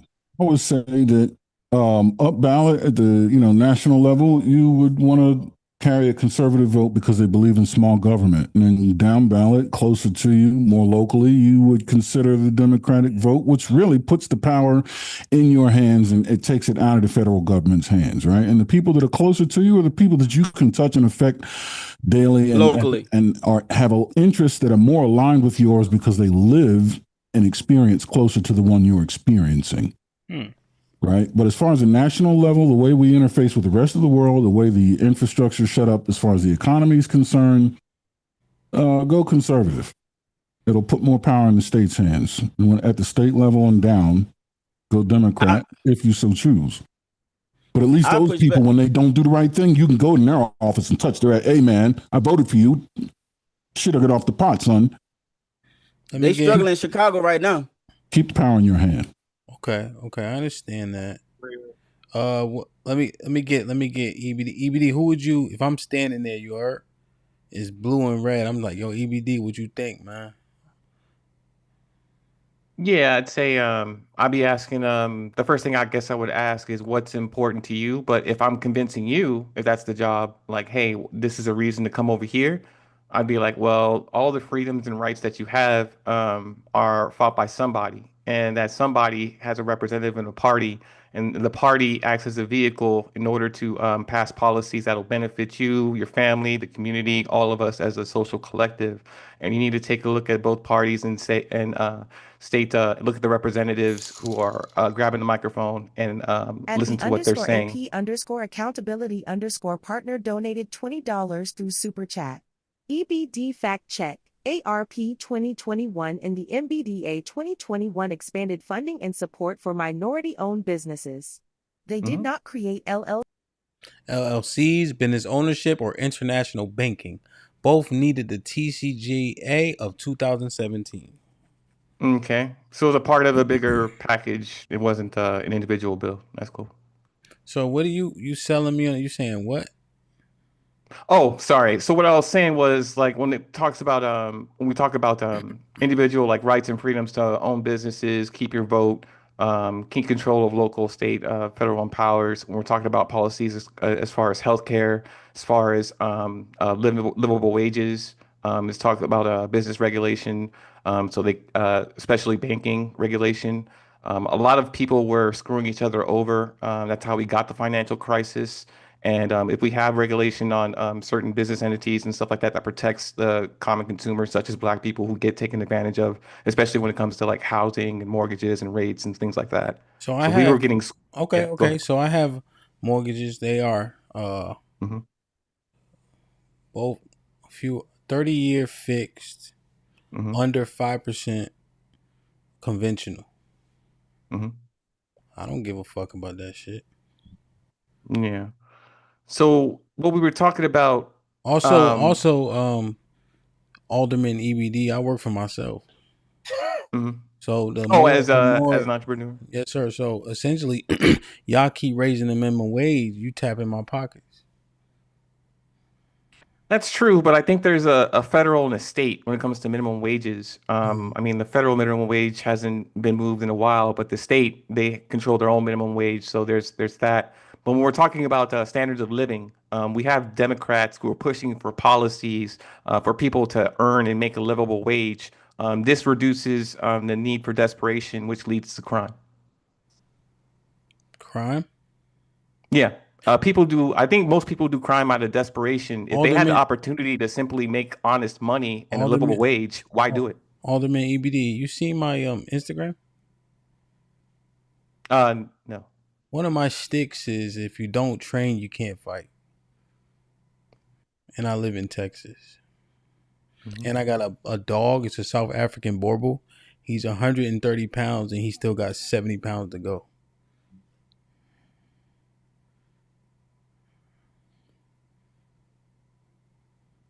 And it's Texas. Yeah. And seen his friend group yet. I even mentioned my friend group. Yeah. Well, I guess did I give at least a standard answer as to convince you to come over to like our side? Policies that help benefit you and your family. I mean, I can name them. We can look them up. I mean, there's a history, decades of it. I mean, we benefit even not directly, indirectly. Okay. Indirect, yeah. Okay. I mean, so there's one feeling I have, and I'm saying feel, Alderman, EBD. Alderman. they're gonna tax me anyway, right? So Gotcha. if government programs go away, my taxes aren't gonna get lowered, right? They're gonna tax me based on my income, based on percentages, right? Yeah, your taxes don't dissipate, but government programs sometimes can. No, 100%. That's what I'm saying. They're gonna take my money anyway. I'd rather them give it to people that look like me than buying condoms for my Iran. What's the tall, weird guy that makes the cars? He's what, Elon Musk or somebody else? Yeah, that guy. So I think he found $40 million in condoms, right? Being bought. No, he did. Yeah, man. That's one of the other. Yeah, no, he didn't have that. That's another. Yeah. That's another. I'm Joe. We're in a role play. You see, I'm a good actor. I got you. That's what you guys are witnessing. Nah, that ain't it. I know I'm in the role. You see what I mean? So go ahead on with your bad hand. Go ahead. So I'm just thinking, right, that they're gonna take the money anyway. So if poor people that look like me need it, as long as it doesn't enable them to forever, why not give it to them? Right. I say this also here, like check this. Not many conservatives think about this from a social economic standpoint. Like when they talk about socialism, they talk about all these scary words, but when we're talking about like poverty and we're talking about people who are broke and don't have opportunity to either get a job or find a job because they don't have residence or disability, something like that. And we put these people in either jail or prison because we lock them up for whatever reason, right? Mostly nonviolent or something stupid, such as they're broke and they can't pay a bank. We house these people, feed these people on the government dime for years and decades on end, when that person could be a like productive member of society, paying taxes and contributing toward the GDP. You talking about a criminal? Well, they make license plates. Not enough. Well, I mean, the recidivism rate is so high. How do you know these people are viable for society? I mean, everybody can do something like when you train them, right? Like you said, you got to prepare for the fight that you want or even the job that you want. I mean, people can do things constructive if they can benefit from it. I mean, given the opportunity. And I think what these people face, the recidivism, is the lack of opportunity. If you're working a job, getting paid money, and you're able to live a comfortable lifestyle, what reason or motive do you have to just hold on, Bay, I'm coming. This alderman talk too much, man. So are you saying like are the jails in your estimation punitive or rehabilitative? I think they're more punitive than rehabilitative. So because if they were hold on, Alderman, God damn, you're trying to convince me. I'm the customer. Gotcha. Man, I know he don't got a girlfriend. Okay, so EBD, you been in jail? Yeah. All right, so therefore prison. Hold on, John. Well, here's the thing. Until Alderman, you fix your prisons, and these people are being punished and not rehabilitated, you pushing them back into society with an opportunity that they don't understand because nobody taught them anything while they were knocked isn't gonna matter. You're All right, saying man. if Hold they're on. Let me talk to the big ass nigga with the green shirt and the glasses. Sir, you an alderman for the. Hold on, I'm gonna get through this when I'm done. I'm almost done. What's your name, sir? Alderman Mufasa. What's going on, man? Mufasa. What? Alderman Mufasa. What you mean? What's up? You black? Yeah, I'm black. What you mean? No, like black, like from here, like. Hey man, I'm black, nigga black. Okay. Foundational black assery black. Is that what you said? Even Ross black. Why? Why should I be a Republican? All right, man. I'm gonna go ahead and just drop it to you like this. For you personally. Oh, real quick. One of my OGs, he called y'all Republicans. You know what that means? Yeah, that's realer, man. Don't pay no attention. Okay, all right. He said we gang banging and on each side. Yeah, okay. But he said we swallow Harris. Democrats, Republicans, yeah. Yeah, he just told me when I see one of the conservative Republicans, ask y'all. So, okay. But yeah, man, just for you personally, you an independent guy. Watch your hands. I'm from the East Coast. You doing all that hand moving and all that. It's hard to convince you off the rip. All right, look, man, you are the Northeast guy. You own your own business. You DJ. You own you got your own YouTube channel. You're not tied to anybody. So when I say the conservative way is, look, don't pay no attention to all that stuff EBD At the _AP _ accountability partner donated $20 through Super Chat. EBD and Mr. Henry name one tax bill that Democrats authored or co-authored that helped the small business owners making over $300K in annual revenue. The TCGA is the only one I'm aware of. 2017 Trump administration. Why not pay attention to what he said? What was you saying? Look, the reason why I say is because, look, the Democrats, if you talk about business environment, they never help. All they do is throw money at a problem. They just fund you. You're talking about the tax code, Hamp. As far as the tax code, tax incentives, tax write-off, you will benefit the most. You will keep the most of your money rocking with the conservatives. All right. So this is bottom line. In your pocket, I guarantee you will keep more because you will be able to write off more. All right. And guess what? It'll be so much extra incentive that you can claim from the business-friendly tax code that the conservatives will give you. So right there, that's going to impact your life. Forget the rest of everything else. We about the money. And then on top of this, they're going to try to say, oh, well, we did that for people who make under 250,000. Hamp, you got 10 guys. How easy is it for you to rack up 250,000? We in business. It's not hard to do. We know that. Yeah, revenue. It's not. Yeah, it's not hard to do a 250 in revenue. It is not hard to do as a business owner. So I'm saying is like, bro, you whatever they about to come back and say, oh, we did no. I'm telling you, Hamp, it's gonna be better for you because you probably with all your businesses will cross that threshold and they're gonna kill your ass as soon as you do. They're gonna tax you at the highest point. You know what I mean? My thing is, and when you look at each area, Hamp, you move down south because the taxes were lower, conservative tax rate. All right, so I'm thinking about your life right now, sir. Just come over right now and save money. All right, because this affects you right now. Don't think about all that social stuff. You're going to teach children. You're going to teach your family. Get your bread. Keep as much of it as you can. That's my pitch to you. Hey. Wow. That boy cool. Yeah. So what happened to the fiscal conservative? Yeah, that's cool. So again, who is the party of fiscal conservatism? Who is fiscally conservative? You said what? Fiscally conservative. Fiscally conservative. Remember, the Republican Party is supposed to be that party who watches their pocketbooks. Yeah, now, everything they're supposed to be, John, just like you would like single payer. Democrats don't give it to you, do you? So okay, so wait. So which party is more likely to give you fiscal conservatism? It's the same as which party is more likely to give you single payer. You know the Republicans would never do it. Just like the Democrats are never. The Democrats historically have not been fiscally conservative, John. You know that historically. So you can't ever say on the Democrat side that we've been fiscally conservative. No, you haven't. You've blown every budget you can think of. But the only way you've ever been able to daggone make up is to raise taxes on everybody.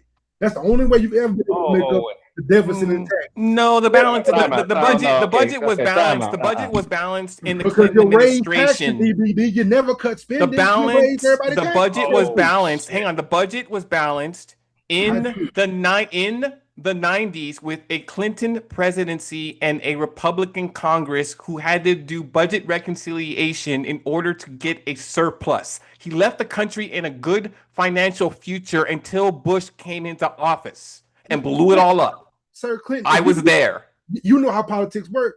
Clinton don't give a damn about that budget. All he do is sign it. Well, so what? Do you know how politics work? Go ahead, EBD, handle it. You got it. You got it. Hold on. You say that to say what?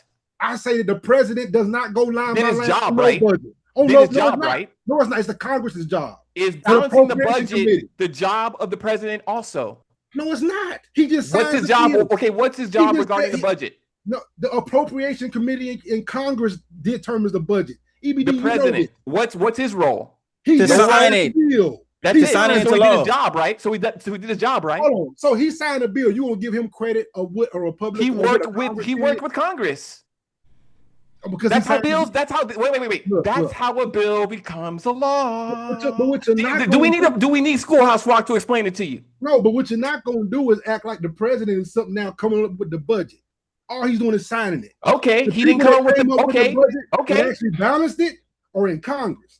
It's the same way it is now. He's talking about there were Democrats and there were Democrats and Republicans in Congress. Yeah, they came together and had a meeting. They came up with a budget. The president agreed to it. He signed it. The budget is balanced for the country, and the country has a financial surplus. But my thing is this, EBD. What's your thing? Taxes to do it. So what?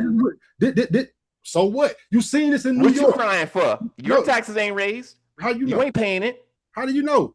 What are you talking about? You ain't paying it. Of course, somebody has to pay it, EBD. These taxes are for millionaires. Now, why, people making a percentage y'all of money on top always do of money. this, man? Why, this the problem, right? That when y'all subscribe to the parties, the people that trying to learn, y'all end up just talking to each other. The ignorant is hard for us to kind of keep up with the dick measuring shit and trying to figure out who did what 30 years ago. Like you said, people care about shit that pertains to them. Mufasa spoke to that. You know what I'm saying? You kind of did, EBD, but it was more like a macro. Like, how do we help everybody at once, you know? But most Americans are living paycheck to paycheck. And people want to know how they can keep most of their money. Who's going to put the least amount of stress on them? You know, because most middle class don't get none of those subsidies. None of those supplements, right? So those people have to rely on tax benefits and et cetera, which are helpful, but you know, and tax rates and such. So how do you appeal to the mass that's really struggling? You know, they got the house, they got the dog, they got the kids, they got the picket fence, and that shit costs them every damn dime every month, and they have no savings. Right, but you have like government programs that help, right? Like first home buyers and tax deductions for homeowners, and then you have the office, the home work from home office type of tax claims that you can write off for having a home business. So there are things and policies in place that Democrats pass in order to help alleviate what the cost of sustaining a home and a household. At the _AP_accountability_ partner donated $20 through Super Chat. Fact check Mufasa. Omnibus Reconciliation Act of 93 was sponsored by Dan Rostenkowski Dem from Illinois. EBD is correct about the Democrat surplus. Everybody knew Appreciate that you were not stuck in a pretty much a funnel. Everybody knew that.